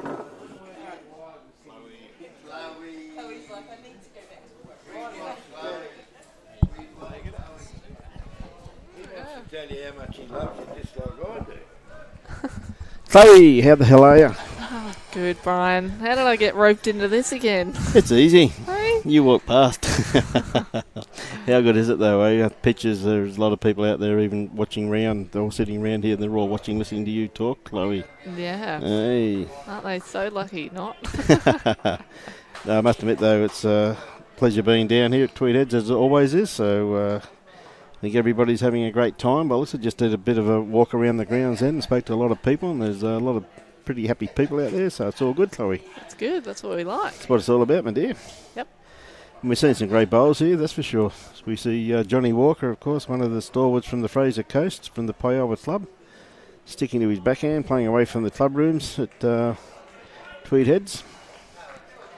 Johnny's been around for quite a few years. I think he played a few games for the Queensland over 60s in his time, and I think he was also originally, like you, ex-Victorian. There you go. Hey? It's not a bad place down there. Oh, Hey.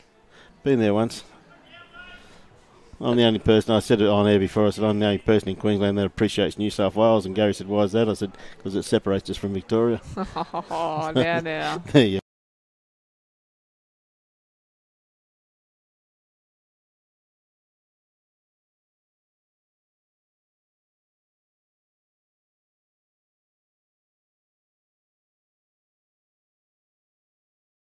Yeah, I can say that because people don't know me. No, it's lovely place, love. I tell you, there are some good bowlers down there. It's, anywhere you play bowls is a great game. That's for sure, and as people are probably not aware, you can see that white flag hanging up there. We're just to the left, it's like that. That's where we're commentating from, right behind Rink 1. How bad's this smoke, Chloe? Yeah, it's a bit hazy, hey. Yeah, they tell me it hasn't been good out there today. I just talking to my chief financial advisor, who tells me there's quite a few homes lost and a few lives been lost too. So not good out there today. So our thoughts and that go out with all those people that are in the bushfire region, and stay safe, eh? Absolutely. Stay safe. Not sounding too good out there by the sounds of things. You see Graham Caff looks like he's cut his grass with this one here. Even Boggers bowls won't hold that tight. It's trying. It's trying very hard. Ugh. Played a bit of bowls with Bogger over the years. I know his bowls pretty well, Chloe. So he's normally has a pretty tight line. There's a real been a great bowler over the years, Graham. He used to live up on Tamarine Mountain. He played for South Tweed when South Tweed was in this heyday, and of course he played out of Surfers Paradise when Surfers Paradise was in this heyday too. So been a very good bowler over the years. Now, what's your next venture, McGee? BPL next week. PBL, we're up there, kiddo. Wednesday, live streaming. Woohoo. Yay, we're doing the semi-finals, so you better make it. Hey, better line here for Graham's bowl. Just trying to... Ooh, Oh, it's got to get down. just got to come down. Just had to get the edge of that. You couldn't get much closer than that, Chloe, that's for sure. Robbie Hammond can't believe it. Yep, good old grinder. Shakes his head in disbelief. So that's going to be a great week of bowls up there, of course, showcasing our great game. So what's the preparation been, mate? Yeah, I've been getting on the indoor here at Having a bit of a roll? Ends. Yeah, a bit of a roll. Got the new bowls out. The two-coloured blue and yellow. Oh, here we go. Half Two and colour half. ones. Half and half. Half and half. My God. So Enchilada hooked me up well there. Oh, that's all right. As long as you're happy with them, who cares? Yep. So hopefully, fingers crossed, they go all right. I don't think it's really the bowl, Chloe. I think maybe the person chucking them. And I think you're in a bit of a purple patch at the moment. I've seen you play quite a bit of late, and it's great to see you playing so well, that's for sure. Wouldn't be surprised if Grind opens his shoulders on this one. Yeah, he played a great shot the last end. He just didn't get the result that he was after, though, was he? Yeah, nearly. Probably had to go a little bit quicker than what he did there the last end, though. Yeah. He played it with more of a control weight just to hit it. That's the thing, in these sort of conditions, you really do need to get in there. 'Cause Yep. that wind just swirls around and yeah, you don't know what it's going to do. Oh, gee whiz, how close was that? He's still scratching his head. Oh, dear, poor old Ryan. He's not having a good afternoon.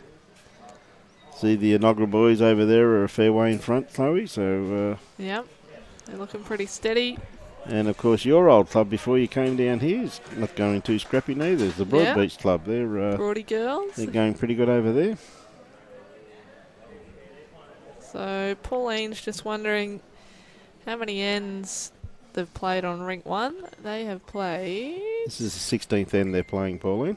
There you go. Only because I can see where that person's standing right in front of you. He just gave me enough of a gap to see how many ends they played.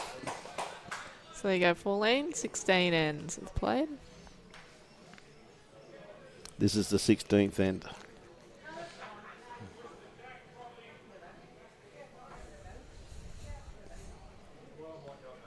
So it'd be interesting to see. He's having a good look at this as Robert. So what's to go after the PBL? Chloe, you closed down for, you got any commitments at all between now and Christmas? Yes, I was just saying before, we then got the Multi-Nations event on. Yes. And straight after that we're live streaming also. Yep, and straight after that is the Trans-Tasman. Which we're live streaming also. You guys are on fire. So, no, but we're doing them for Bowls New Zealand. We're doing them for Bowls New Zealand, Chloe. Fair enough. So unless you're going to be dressed all in black, we won't be anywhere near your rink. Okay. So you're safe, kiddo, you're safe. Okay, Robert's let go. It's not going to come back from there, I don't think, no. He's only one down. They just tried to flick that bowl out of the head. So attacking bowl. Not an easy shot. Very, very hard shot, particularly with the wind too, though, Chloe. It's very hard to judge what line, because the wind is coming in gusts, really, isn't it? Do you know what I mean? It is. And, I think Tweed Heads is known for its wind down here. Certainly is. Not as bad as Windy Hill, though, up at Musgrave, I tell you, but it's there. It's getting there, Chloe. It's getting there. It's getting there.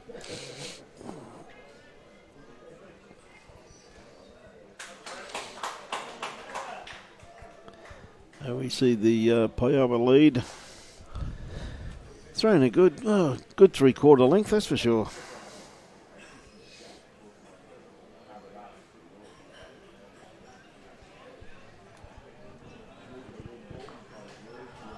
I think it's Glenn, isn't it? Yeah, Glenn Jackson. That's right, Glenn Jackson.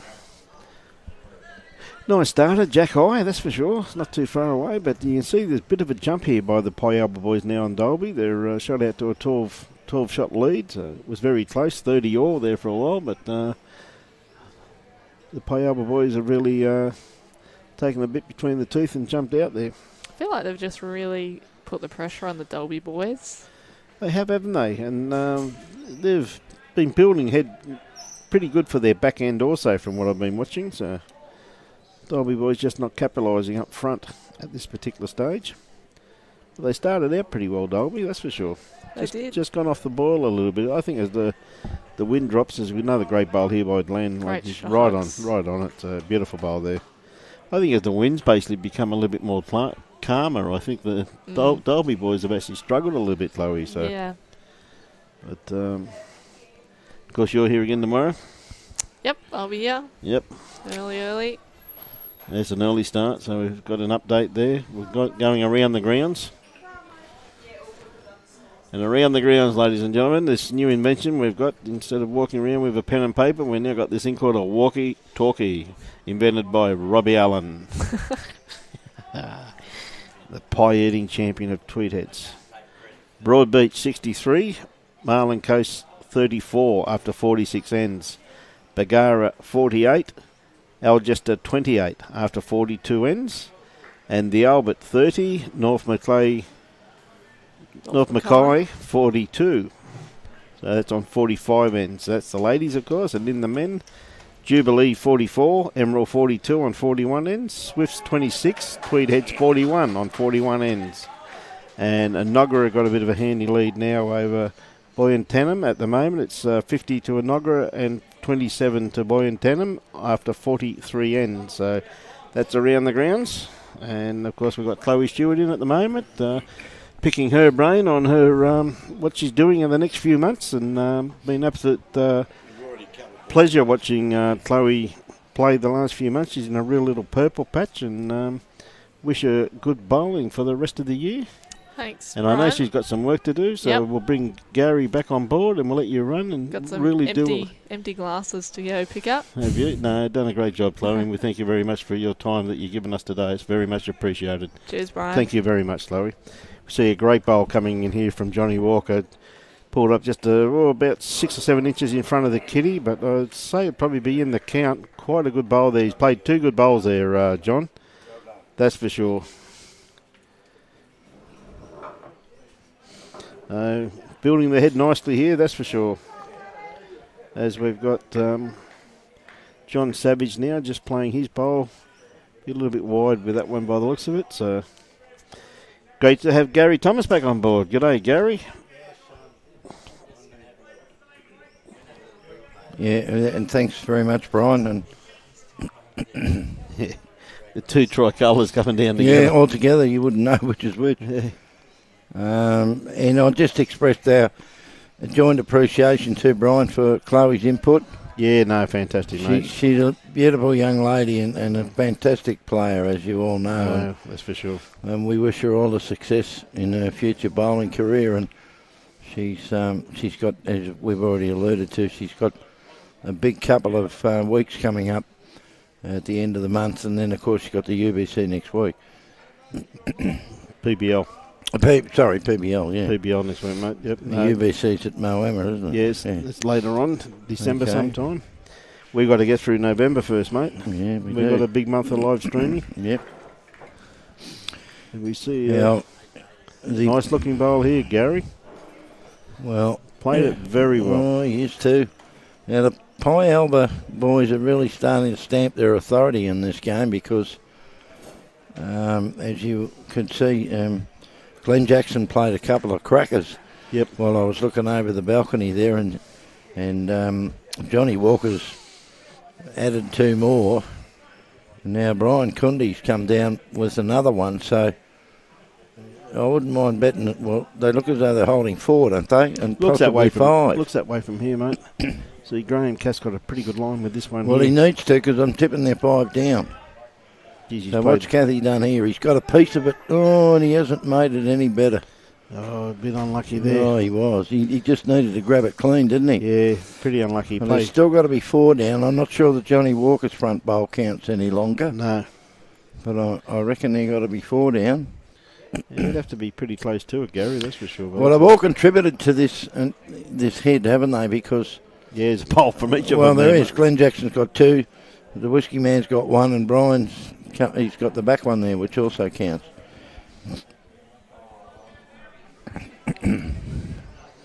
Hey, everybody. Hope you're enjoying the telecast. Just share it out there as often as you can. Oh, look out. Mother is on air. Okay. Mother of Tony. Yeah, she's just trying to get... Julie, one bit of advice. Whatever you're cooking for tea tonight, do not cook Robbie a meat pie. You would find it hard to believe, but he had a couple of them for lunch. Yeah, but that doesn't worry him. He'd have room for another one.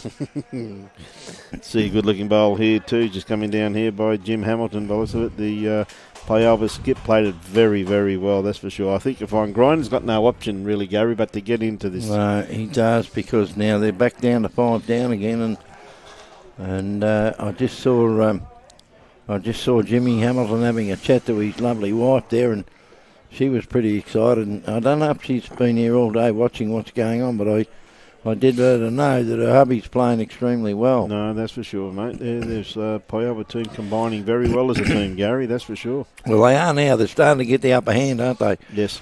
Margie Mouse Reid has said, great hit, Grinder. It was. She's referring to that drive that he had at the previous end, I think, coming. I'm not sure we're coming this way or not. Good hit this time too. Yep. Well, he got a few of them out. He's gone whack. He's got a few of them we out. got three of them out, so there's still two down, but... Yep. Good hit there by Robert Hammond. Well, Jimmy's got another one. He played a decent bowl with his first try to. Oh, he certainly did, didn't he? Played it very well, Gary, that's for sure. Sid Boschhammer was asking who's playing on Pialba on the middle rink.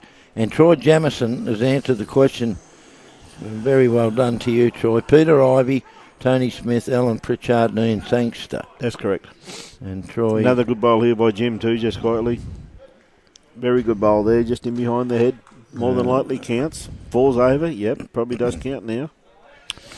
Pauline Kundi wants to know how many ends have they played so far. Let me tell you, Pauline. They've played 16. This is number And 17. This is number 17, and the Pialba boys are leading 16-14. So that answers your question.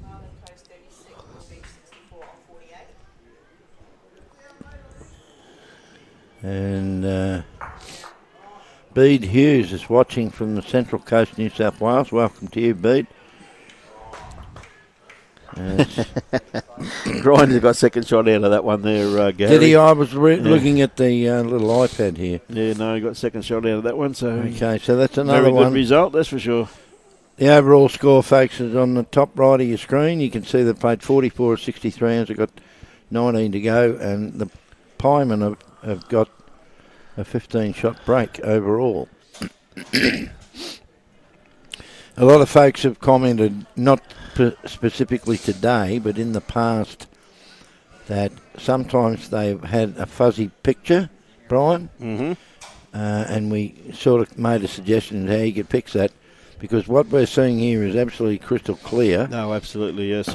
But there is, on your screen, you'll notice down the bottom right-hand corner, there is a couple of little icons you can click on. If you happen to touch on the one that looks like a wheel, but like a tractor tyre, that will and click on that and get to the highest level of picture assessment that you can. And that's correct. Most of our programs go out at 720p. Now, I think that's pixels, isn't it, or something? Yeah, but I must admit, like when I'm feeling fuzzy, it's normally through my own doing. Well, that's right.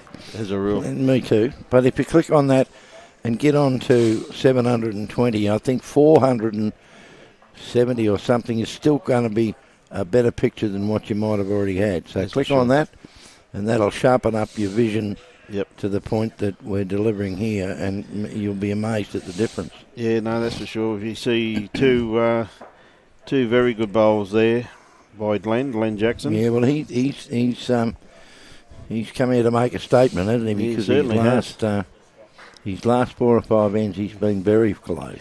Ian Buckley not too far away with this one here. Is he going to come around this front one? Oh, tell you what. Yeah. No, they're indicating that Pialba still holding it. Yeah, they got that. Glenn's still got it. Glenn's still got it. So looks as though Jim's called Johnny Walker on his backhand. And Troy Jamison said that those multicoloured bowls look as though they're spinning in the opposite direction. It's an optical illusion, and every time I see them when I'm playing a game, see them coming down, it's like a TV test pattern, isn't it?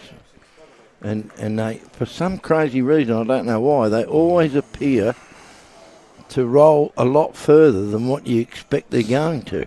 Lovely bowl there by Johnny Walker. It's a toucher, just trailed the kitty slightly, so great bowl there by John. Yeah, well, that's his game, isn't it? Great leading, Glenn. Well, you're certainly right there, John Burriston. Glenn is he's really come to town. In the last he bowled right from the start, but in the last half a dozen ends, yes, he's been the main catalyst in terms of these boys sneaking away a bit. We see John Savage there just a little bit wide by the looks of it. Okay, in true tradition, we're going to update a few scores for you from the other games. In the ladies, Broadbeach 64. We didn't update these all that long ago, so there's not too many changes in the scores, but we'll keep you up to date as best we can. That's what you need to know. Broadbeach 64 leading Marlon Coast 36, and that's after 48 ends. Then we have Bagara, who are 42, leading Alcester 29 after 45 ends. And the Albert are 33. They're trailing North Mackay 45, and that's after 48 ends. Now, in the men, Jubilee are 47, leading Emerald 45. Now, that's a very close match. It's been close right the way through, Brian, hasn't it? Has been very close, that's for sure, Gary. The differences in the score updates we brought you, and this is the 5th update, that the difference has been 1, 4, 3, 2, and now 2. So that's neck and neck. And they've played, for sure. They've played 50 ends. Yeah. So coming to the conclusion of the game, the business end of the game, Gary, that's for sure. Well, we are indeed. Now, if this score is correct, then the Swifts have made a remarkable comeback against the Tweed Heads boys, because they were down, the last report they were down, well, earlier on they were down 1950, then they were down 26-41, and now they're only down by 11 shots. Great They're down fight back. 57 to 68. Couple of good pickups in that So, one, Gary. well, wasn't they certainly have, and now that's after 46 ends. So Yep. previously we were saying that the Gold Coast are smoking cigars, but now I think they've run out of matches. Yep, that's for sure, mate. They're looking for something stronger. But they still hold a handy 11-shot lead. See, Graham Caff's just a little bit underdone with this bowl here. And in the other match in the men's, Inogra, no. Oh, we haven't done that. Here we go, we've got it now. It's 62 to 27. Yeah, 47 that's on the main board, 62. Good old Tony. Good on you, Tony. Thanks for that. So that's brought you right up to date, ladies and gentlemen. 62-27, Inogra leading Boyne Tannerman. That's after 47 ends. That's correct. So we're coming down now to what you classify, Gary, as the business end of the game. Indeed. They've played 48 ends. Mind you, they're still, in terms of... the person just got hit by a jack. Oh, no. What's happened over there? The jack's come flying off the green and collected this... One of the players. Yeah, one of the players. It looks as though it's hit him in the head. Well, if it hit him in the head, he might be safe. Well, if that hit me there, I'd be right. I'd be right. But how's the jack? No, he seems to be all right. I think he might have ducked in time, didn't he? I think it hit him. Yeah. No, it did. Got him. Got him in the chest. Hit him in the chest. Yes. Oh, geez, that could be a worse spot too. You could break ribs, couldn't you? Could. He seemed to be all right. He's still sitting. Oh, look out. He's showing everybody his shirt now. Yeah, now I think he's lifting his shirt. He's not vomiting, is no, he? That's all right. No, but the 7 blokes on his ringer said, put your shirt back down. Well. He's getting a standing ovation. I'm not sure if he's feeling all that right, though. He hasn't stood up yet. No, he doesn't look that well. And they're looking at the jack, too, just to see if it's all right. right. See if it's not broken in half. Tell you what, it went through at 100 mile an hour. Who drove would have been? Not too sure. I think it was Tongy drove. Yeah, I wouldn't be surprised. It was Tongy drove, I think so. Oh, he's a terrific driver, and he smashed a jack in half at Broadbeach one day. No, it's probably already cracked, was it? No, it wasn't. It was almost a brand new jack. It was a pretty... And they cost about $85. I don't think they charged him for it. I said to him, how much money you got on your Tongy? Because they're worth $85 each. Look at Jim just going, he's close to this. Oh, gee whiz. Goodness me. Very, very close. Oh, fuck, he's bowled well, hasn't he, that Jimmy? He has. He's particularly well. Jim Hamilton, that's for sure. We see Robert Hammond just grown.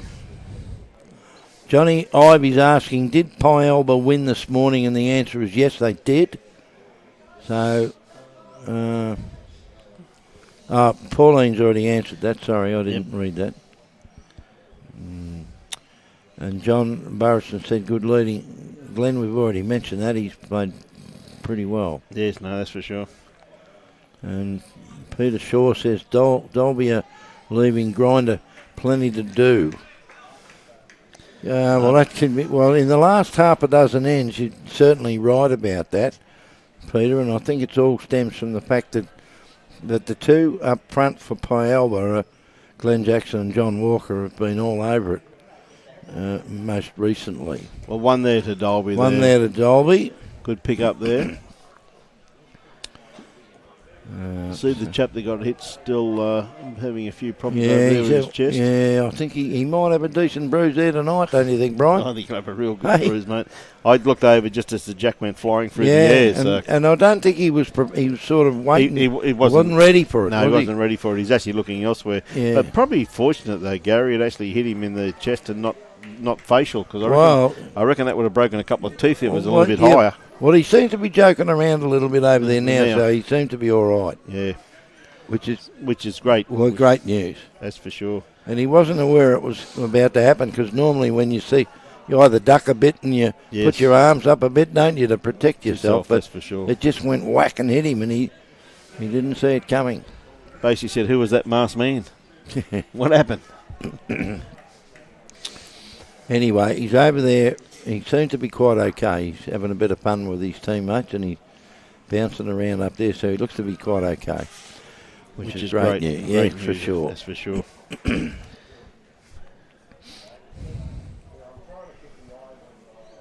So, day one has been full of action, Brian, hasn't it? Well, there's been some great bowls played, Gary, and it's just great, as I said to the viewers this morning, we were talking about it, Gary, it's fantastic to see all of these teams. As I said, they start off in their district and then they have to go and represent their zone, and some of them have got so far to travel to even represent their zone, let alone come down here, don't they? You know what I mean? A lot of these clubs in various districts throughout Queensland, there's another jack gone flying and the plug on the other rink had to duck.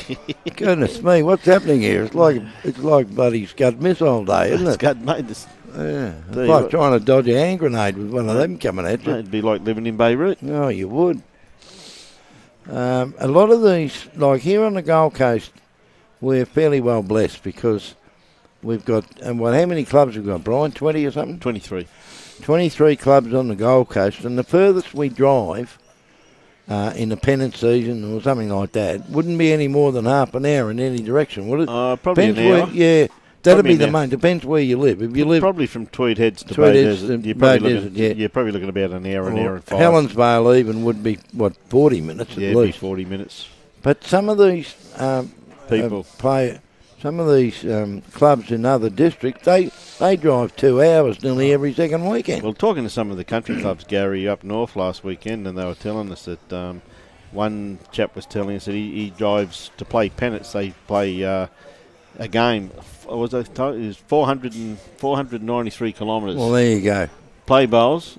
And then turn around and come home. Yeah. And they're in the same district, are they? Yeah, same district, yeah. Holy Some of the district up north, Gary, are quite large. Well, we know the state's fairly big, and yep. you know, but I don't know that I'd be wanting to drive 400 kilometres for a game of bowls, would you? I've probably to get a helicopter. Probably living on Tamborine Mountain. I'm used to travelling, so it doesn't really worry me. Well, that's your choice. You want to live out in the middle of the hills. That's it, mate. You nice and peaceful up there, mate. Yeah, I know it is. Nice and peaceful. The birds get up very early up there. They wake you up with all their squawking, don't they? I'm normally up before the missus is around, mate. Now, what have we got here, folks? And we can tell you something that looks like the Whiskey Man's got... he's got one shot there. He's got one. That's for sure.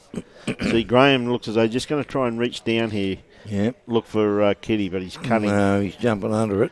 Yeah, just cutting a little bit there. He is. So, did Dalby win their first game this morning? Do you know? I think they got beaten, if I remember correctly. What have we got here? Is it on here or not? No, it's not. No, I think they got beaten. Well, you did give the folks the previous scores this morning. Yes, I did. I think I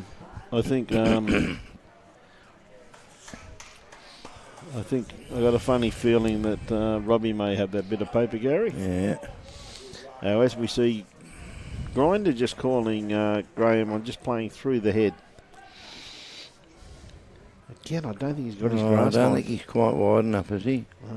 No, he's not again. He wouldn't be happy with that. No. Bogger. He's too good a bowler to miss that twice in a row. Yeah, that's for sure. But that's what he's done, and it happens to all of us. Now, just getting back to some of the previous winners, folks, whilst Jimmy's blocking our view.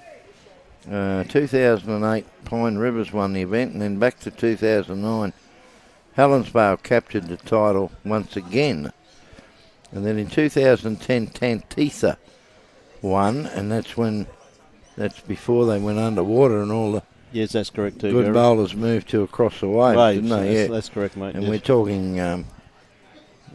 Jason Andrew Arthur and I think even Kurt Brown may have been there in those days so? too. I think I'm not 100% sure, but he may. And the McCrackens were there, weren't they? Yes, they were.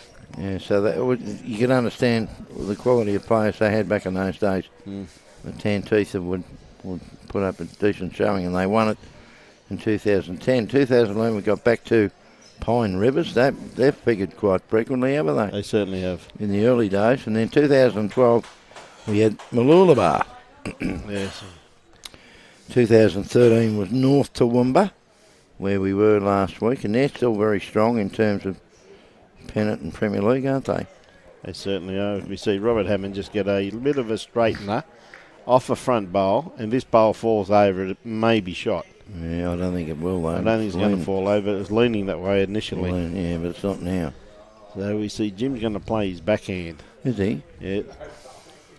Okay. Got a very well grasp for what he's after too. How's his weight starting to work now? Probably just going to come around the back.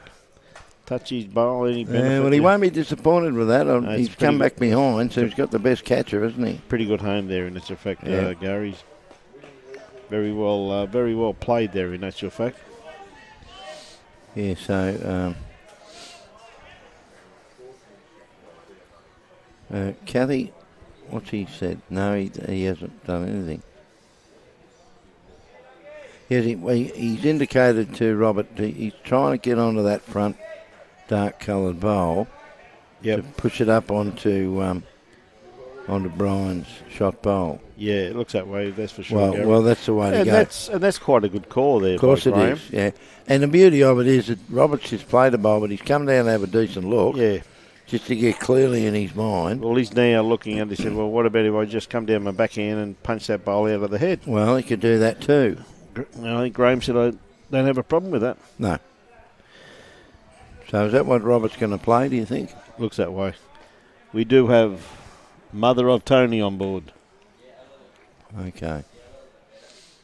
Yeah, now Robert he's coming down on his backhand after he's come down and had a look.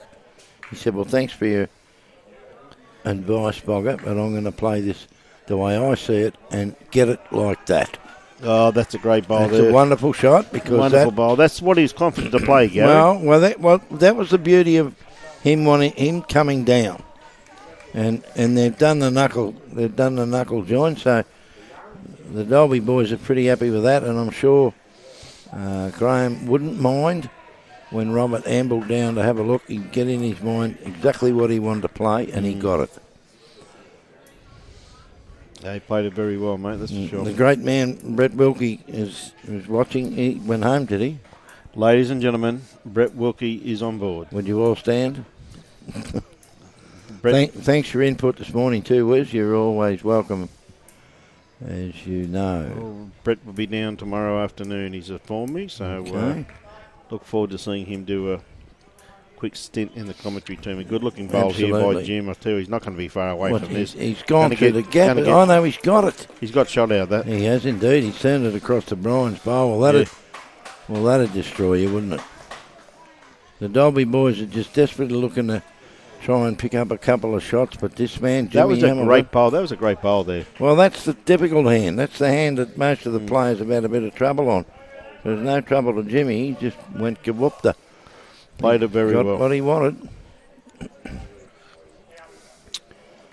So that's the made at 54.39 after 41. Still got 22 ends to go. Still got a way to go, that's for sure. Oh. No, not 22. Oh, no, hang on a minute. Yeah, they're up to 52 ends now, mate. Well, there you go. I'm looking at the screen. So I'm looking at the board. David Spicer, the latest score, let me just, hang on. They're going to get some updates, David. I'm not entirely sure. Now, Robbie, yes, Robbie's on the, just stand by, David, because Robbie's on the walkie-talkie as we speak, and he'll have updates of those scores for you. I think the last we reported that Broadbeach had a fairly comfortable lead. Bowls Queensland, thank you to the Gold Coast media team for another great live coverage. There you go. You've got to enjoy that, Brian, haven't you? Oh, absolutely, mate. It's just a pleasure to be able to bring this great game of ours out to people that can't make it here, Gary. Well, that's it. And when the people that run the show are saying you're doing all right. Nice bowl here, books of it from Glenn. He's just got to correct his weight. He's just got to come around this front bowl. He's not going to be too far away. He's got this very well pointed. Look at the run on this, Gary. He probably just want another foot or so, but lovely correction there. Yeah, well, he's done a fair amount of the damage, hasn't he? He has. He's actually led up pretty well, really, for the. He surely has. The Pialba team. This one here must be underdone grass line, even though it is the tight hand. Well, that bowl is holding its line. Yeah, well, it is, but it's certainly not going to hold enough, is he? No, it's not going to hold enough. He's waved that one away. Ian Buckley just undercut his grass a little bit there. Do we see? Colin Hayes, he's a regular, Colin. He's one of your mates, isn't he? He certainly is. He's watching the finish with a glass of water. Hey, come on, Cole. You're talking to me now, son. It's Saturday afternoon, mate. Somebody's ticked like on that. They know. They know he's telling pork pies as well. Probably his missus has ticked like on that one. Now, what's Johnny? We'll see. Johnny just drew the absoluter, mate. The whiskey man's done it again. Yes, well. See, now that gives them 2. This is what we suggested before, that the lead and second for Pialba have set it up, haven't they? Good looking bowl here by John there, that's for sure. Yeah, I agree wholeheartedly with this is a lovely shot. Have a look at this. Lovely bowl. Thanks very much. Thanks for coming. Yep. John Savage just played the absoluter. He did. Now, this is the man. He's got a lot to play for here because, as Gary's pointed out a few times now, they even named a Scotch after him. They did. Johnny Walker. He's playing his forehand also. Yeah, here he comes. He doesn't. We can't quite see what's going on. Not far away by the looks of it. The bowl's going to jump out from his armpit and have a look at this. Oh, like I say, no wonder they named a bottle of Scotch after him, Gary. Well, if you can play like that, mate, they'll probably name a bottle of water after you or something, mate, eh? Oh, goodness me. He's played 2 sensational bowls, Johnny Walker, and he's one down. He's one down, he really has. And we got the updates here. So... So what's he crossed? He's crossed that out, has he? Put it over here. Yeah, mate. So what we'll do the ladies first, and we'll have an update. Broadbeach 69, Marlin Coast 45 on 55 ends. Bagara 43, Algester 35 on 51 ends. The Albert 39, North Mackay 52 on 55 ends. Now, this is an interesting one. This game's been close most all the way through. There's been nothing in this match right from the first time we gave you a score. Jubilee and Emerald are 47 all. He can't get much closer than that, Gary. He can't. And the first score we gave you, it was 17-16. It was 17-18, wasn't it? 17-18, I beg your pardon. Yeah, it was. So there's been nothing more than 2 shots in that game. The whole match. Yeah. It's been fantastic. They played 52 ends. 52 ends, Gary. Then you have Swifts. Must have been a bit of a porky there before because it's 28-75. Oh, no, what happened there? I told you they were only 11 shots behind. Yeah, it looks as though it must have been a bit of a... Well, I think they've written down 57, and it should have only been 27. Yeah, that's probably right there, mate, yes. Well, we've given you a bum steer there, but the walkie-talkie must have run out of battery or something. So it's 75-28 to the Tweed combination over the Swifts, of course, from Ipswich. And I can give you an update on this one. I can see the board on 50 ends. It's a Nogra 66. And Boyd Tanham at 27. Boyd Tanham are now 28. Okay, that's after. That's on the board. That's after 50 ends, yes. So that's the latest update there, ladies and gentlemen. So okay, well, we certainly apologise to you guys if we've given you Swift supporters something to cheer about. Yes. But we did report that they were 57-68 and only 11 shots behind after 46 ends, but quite clearly, and it's certainly a 5, isn't it? You can't mistake it for anything else. No, that's for sure, mate. It probably should have been supposed to be 27. Yes, no, it's true too. So we see now 28. Robert calling Graham just to play through the head slightly, try and dislodge this shot bowl. Not going to be far away from it, Gary. He's not going to be far away at all. He's pretty close here. Is he going to get part of the jack? He did. Got the jerk. Oh, that's a very nice bowl, isn't it? That's for sure. And Bulger's, he's very happy with that. Well, I just see Robert just put up 4 fingers, mate. So did he? Yeah, it looked like 4 fingers anyway, mate. Okay. So, I mean, they're not right you call real close, but I mean, it's, I mean, the way Jim's playing at the moment, you'd expect him to nail this, wouldn't you? You know what I mean? Yeah.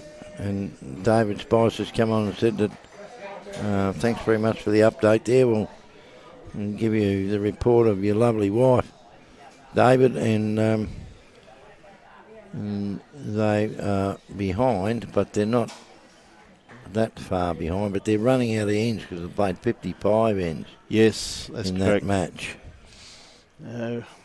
Yeah, good bowl there by Jim. Just put up a bit short. Probably. He did. Yeah, they'd probably still be holding 3 shots there. Well, that may like be 4th 3 shot. or 4, don't know. But Robert's got plenty of room to draw inside that though too, Gary, hasn't Well, he? he has. He's probably looking.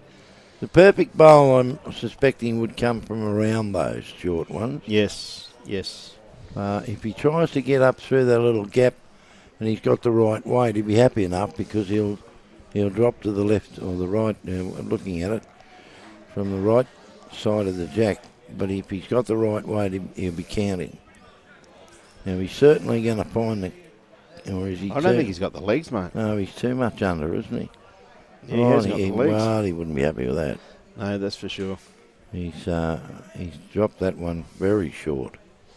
So Jim just got to correct his weight just a little bit here, Gary. He had the line pretty well. Well, he's been playing. He's been playing so very well. You haven't seen this man play 2 crookies at the same time. Now, as I was suggesting, in order to get the shot, you need to get around those 2. Yeah, what a great and that's bowl. exactly what he's done. What a great bowl. Now, what does Robert do here? If he's You'd only have to 2 or attack 3, you'd reckon he'd be having a crack at this, You'd have to don't you? have a tackle him, mate. Yeah, and he's on his backhand now. This is this funny-looking hand where he could be into the bunch, and he is. He needs a miracle, and he's not going to get it. So he's 1 down. Okay, so that's another you one. See, the Pialba team have just grinded away nicely, really, isn't Well, it? There's they no pun in have. that, but they're really just grinded nicely. They've grinded away. Yeah, no, they really have, Gary. Now, they haven't got such a massive lead. They're only, 3 or 4 shots in front. They're just putting it on the board now. And I've got an idea it could be 1 more shot to each team. It's 19-15 in front of Pialba. On the other rink, the middle rink, the score is 23-11 to Pialba. And the other rink, Pialba have hit the lead there as well, 15-13. Well, been a great contest, hasn't it? Well, the 15-13 score. They've played 19 ends, so they've only got 2 to go. They're leading by 2. Yeah, the middle rink, they've played 17 ends and they're leading by 12. So that's a 14-shot lead. And on the rink we're covering, they're 4 shots in front, and this is the last end. They've played 20. So they've got a fairly comfortable lead, the Pie men. They certainly have, and they've really played very, very well. They've really set it up for their skip to play some big bowls, and hasn't he played some big bowls? He certainly has, you know, mate. Well, they've just proven to be just that little bit too good, haven't they? And as I've said to you a couple of times before, the 2 boys that are playing first and second for Pialba have certainly done their job. And have a look at this man again. Yeah, another great bowl from Glenn Jackson. I've got to go and say hello to this bloke and let him know. I think you get credit where credit's due, Brian, don't you? Yep. It's not a matter of crawling. I don't know the man. I've never met him before, but if you see something that pleases you, and in terms of lawn bowls or anything else for that matter, no, then I've never had any hesitation in telling them how well they went. Yeah. My mum always said, if you always tell the truth, you can't get into trouble. That's the one. Now, what have we got? Tony's reaching across us here, and she's got everything organised, I think.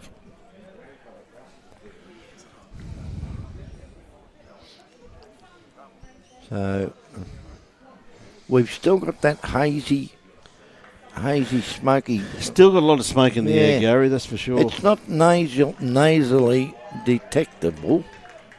It's not like when sometimes there's fires close by, you can decidedly smell the smoke in the air. We can't actually do that, but it is still very hazy.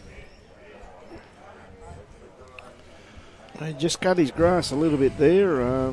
Weight wasn't too bad, Gary. Just grass line, as you can see. This is the last end, and they're still struggling a little bit with their grass line. As the wind's really dropped off now, though, hasn't it? It's really dropped off now. Well, they said it was going to get worse this afternoon. It certainly hasn't. It hasn't. No, that's a bit of a porky. Someone told us. Yeah, well, I think they're telling blowflies, don't you? I reckon so. Somebody that they can know, mate. They wouldn't know now. Once again, the Pialba Boys here are holding 2 and possibly 3. Possibly 3, yes. It's very hard to tell with those angles. Good-looking bowl coming in here, though. How's his... Is he going to pull up in time? He has too. Yeah, great bowl. Very hard to see when they walk across Just in front missed of it. Now, Just missed it. I think he'd still be down there. Yeah, Jimmy's just... I think Jimmy indicated they've still got 1. Yeah, I think you find that, he'd be down. So I guess he'd be playing the forehand, which he is doing, yes. Could be just a little bit wide for what he's after, though, Gary. Any movement off this front bowl, though, he's just going to get too much of it. Yep.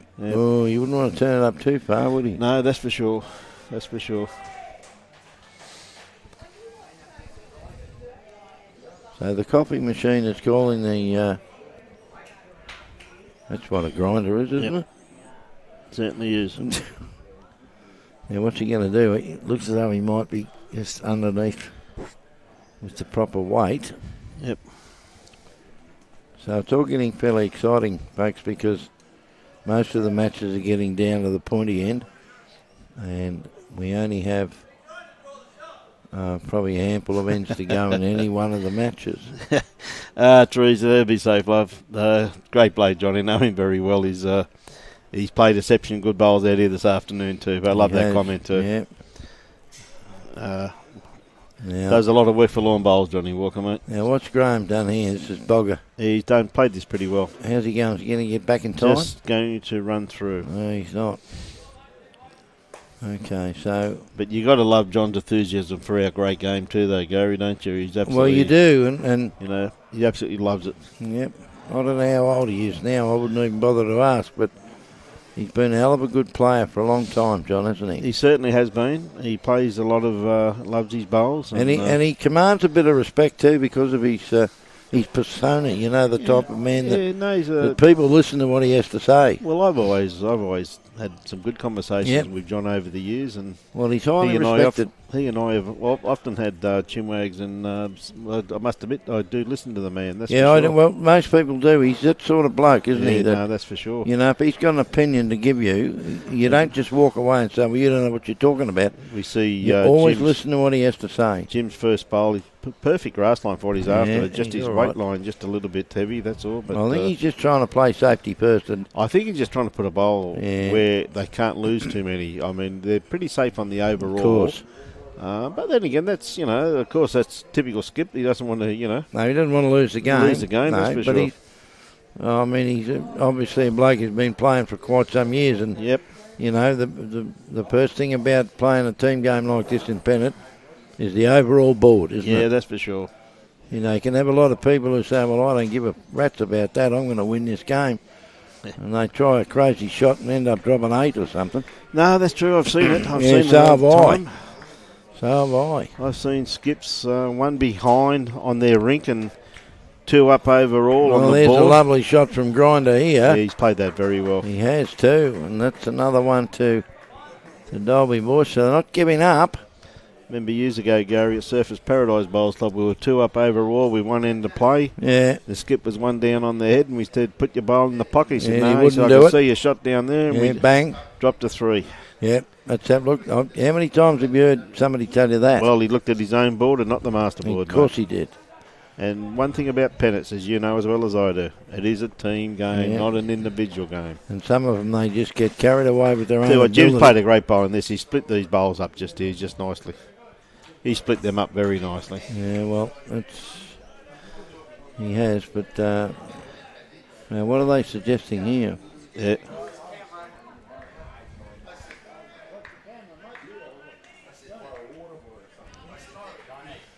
Johnny, you should know better. He was coming down to whack you across the head, Johnny.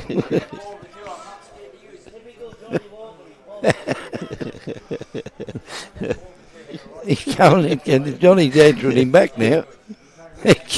The whiskey man's answering him back. He's going to come up here and bop you, probably. He said, don't you try and tell me where to stand. He's had a very solid game, Johnny Walker. He sure has. He's had a very solid game. And Gordon Bates has arrived on the scene, and he says, hello from Tumby in New South Wales. How are you, my friend? I hope you're avoiding the bushfires, Gordon. Avoiding them. Gordon's and Tony Jemison just commented he said, down in front. Well, we've just sorted that out.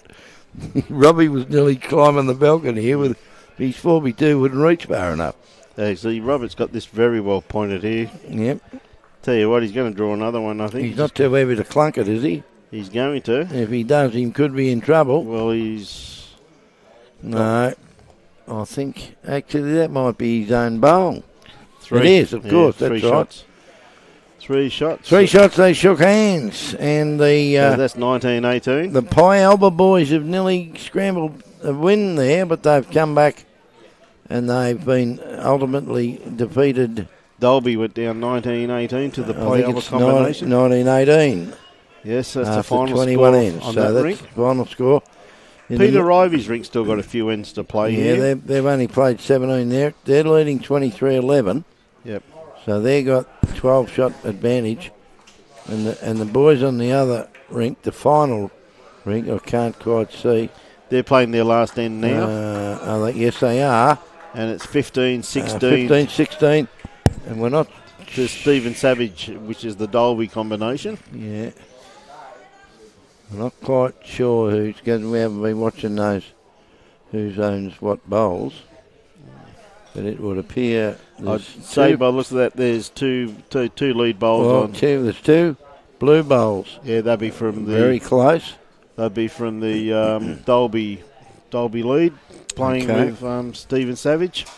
Right. Well, that might be handy for Dalby. They're not going to make up the margin, though, are they? No, I can't see them making the margin up there, Gary, but they can put a little bit more respectability back into Yes, they can. and so that's a very good win by the Pialba combination. Yes, it is, and that gives them 2 wins too. Let's not forget that too, Brian. Mate, they've done very, very well, my friend, that's for sure. So we'll see Pialba Team 3 play Team 2 tomorrow. So, of course, you'll have Pialba playing in Nogra first up in the morning, mate.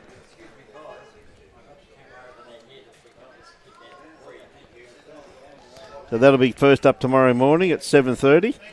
Now, we've got a question here. How's Westie's team going?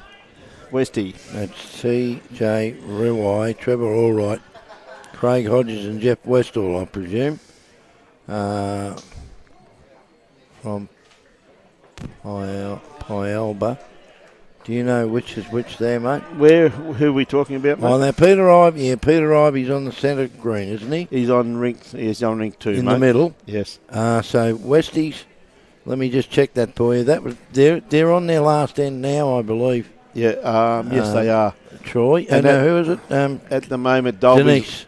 Dalby's leading 16-15 at the moment. Yeah, on the board, Dalby at 16-15, but they're down to their last end, and it's Dalby a holding shot. According to Brian Marshall, he says Dalby are holding the shot. Yep. Stephen Savage looks very happy out there with that blue bowl where it's situated. So, which is not Westie's team, is it? So Pialba on that, as we've already told you, are down 15-16. This is the last end. It looks like Dalby are holding 1. So, unfortunately, Pialba Skip just told him to get rid of that bowl. Yeah, okay. Okay, as we see the 2 leads doing battle on rink 2. And, of course, that's Peter Ivey. Oh, he's just skidded off a front bowl there. Peter Ivey's combination. Well, they've had a good... Have they finished? They've had a good win, haven't they?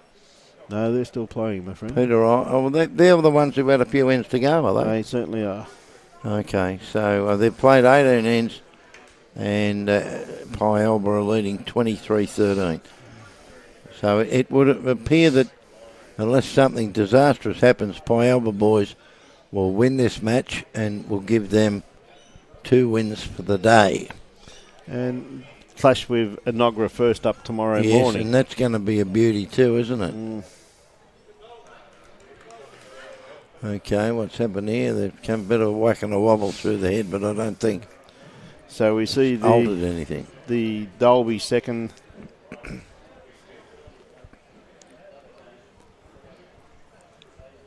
Which is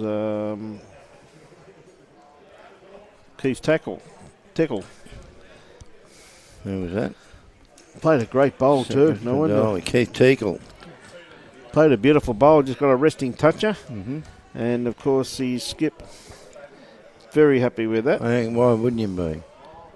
And that his skip is Joel Smith. Joel Smith, yep. Joel had a great deal of success out through the Coal and Mine District this year, Gary. He has too. He and Steve, if I remember correctly, played the champion fours out at North Toowoomba. Okay. And yeah, they did too. We see just pulling up a bit short there, the Dalby, Pialba bowl. the Dalby skip. The Dalby skip, whose name? Joel Smith. No, I'm looking at the other rink, sorry. Okay, so where Stephen Savage is the Dalby skip over on the right, right. he's on the other, and he's up against Jeff Westall. Yes, he's holding It looks as though one shot advantage overall, and he Yeah. seems to be one shot he's one up, on the head. one on the head. Okay, so Pialba skip now. We're just trying to call this through the window, not on the screen.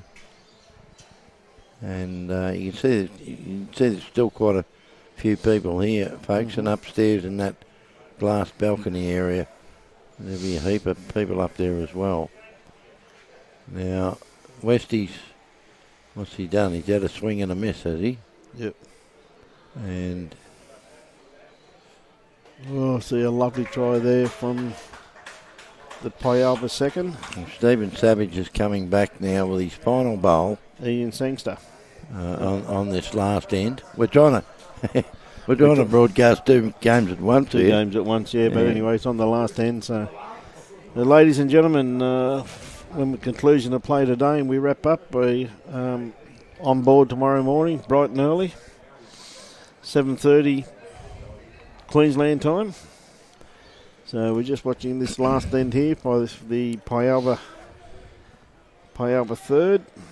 Ross Cribbin's asking, how did Jubilee go in the second game? Well, Ross, that's been the closest match of all the afternoon games. It's been locked head-to-head with Emerald.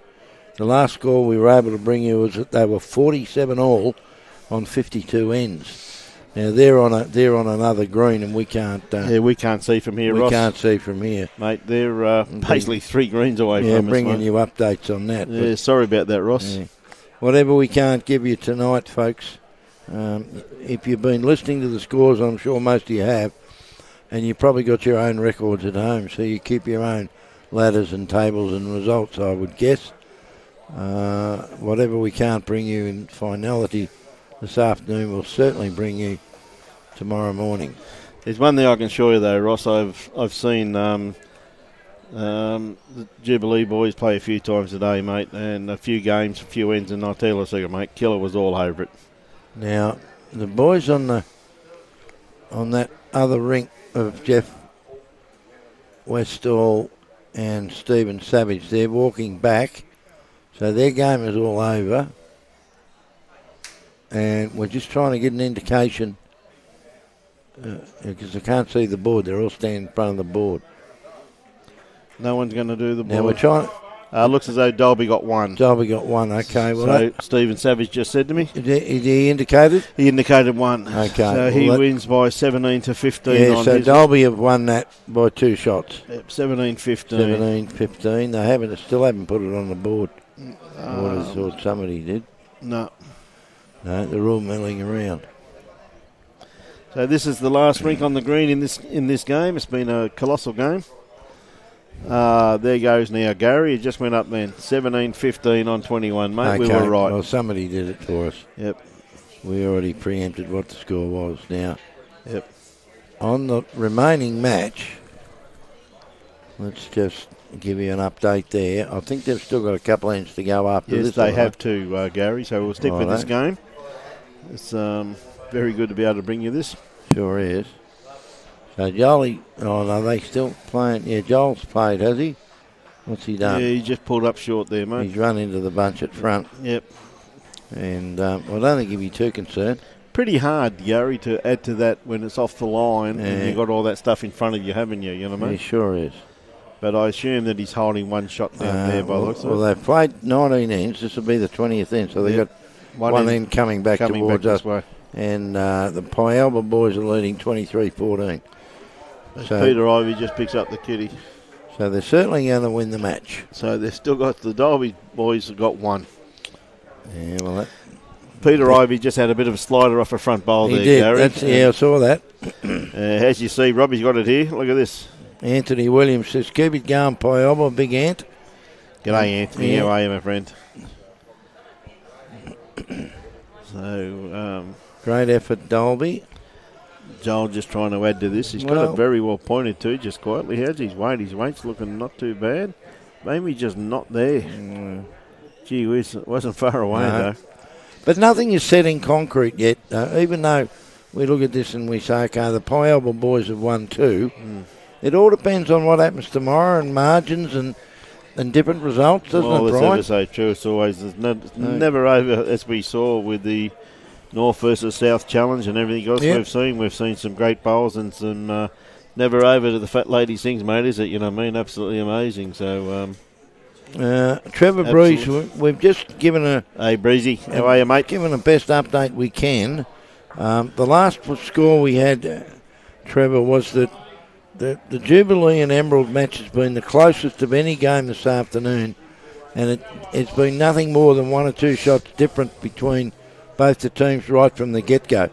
And the last score we were able to give you was that they were 47 all after 52 ends. Now, before we close transmission tonight, we'll certainly be hoping to give you the result of that match. Well, I think you'll find that game's being played on the very back green. So it's on, it is. It's on green number 4. Yeah, so. they're way away from where we are. We can't, not even with binoculars, we can't see them. We can't see round corners. I can't see anyone in those colours anywhere near us at the moment. Unless Brian Stewart has gone down there. No, he hasn't. Well, that's a bit disappointing. But you'll get all the results tonight anyway. Bowls Queensland will be posting them. Yep. We see a nice lead bowl coming in here. It's not too far away. Jack High anyway. Probably around about 2.5 foot off the centre line. Yeah. That was from the... Alan Pritchard on the mat now, leading up for Peter Ivey.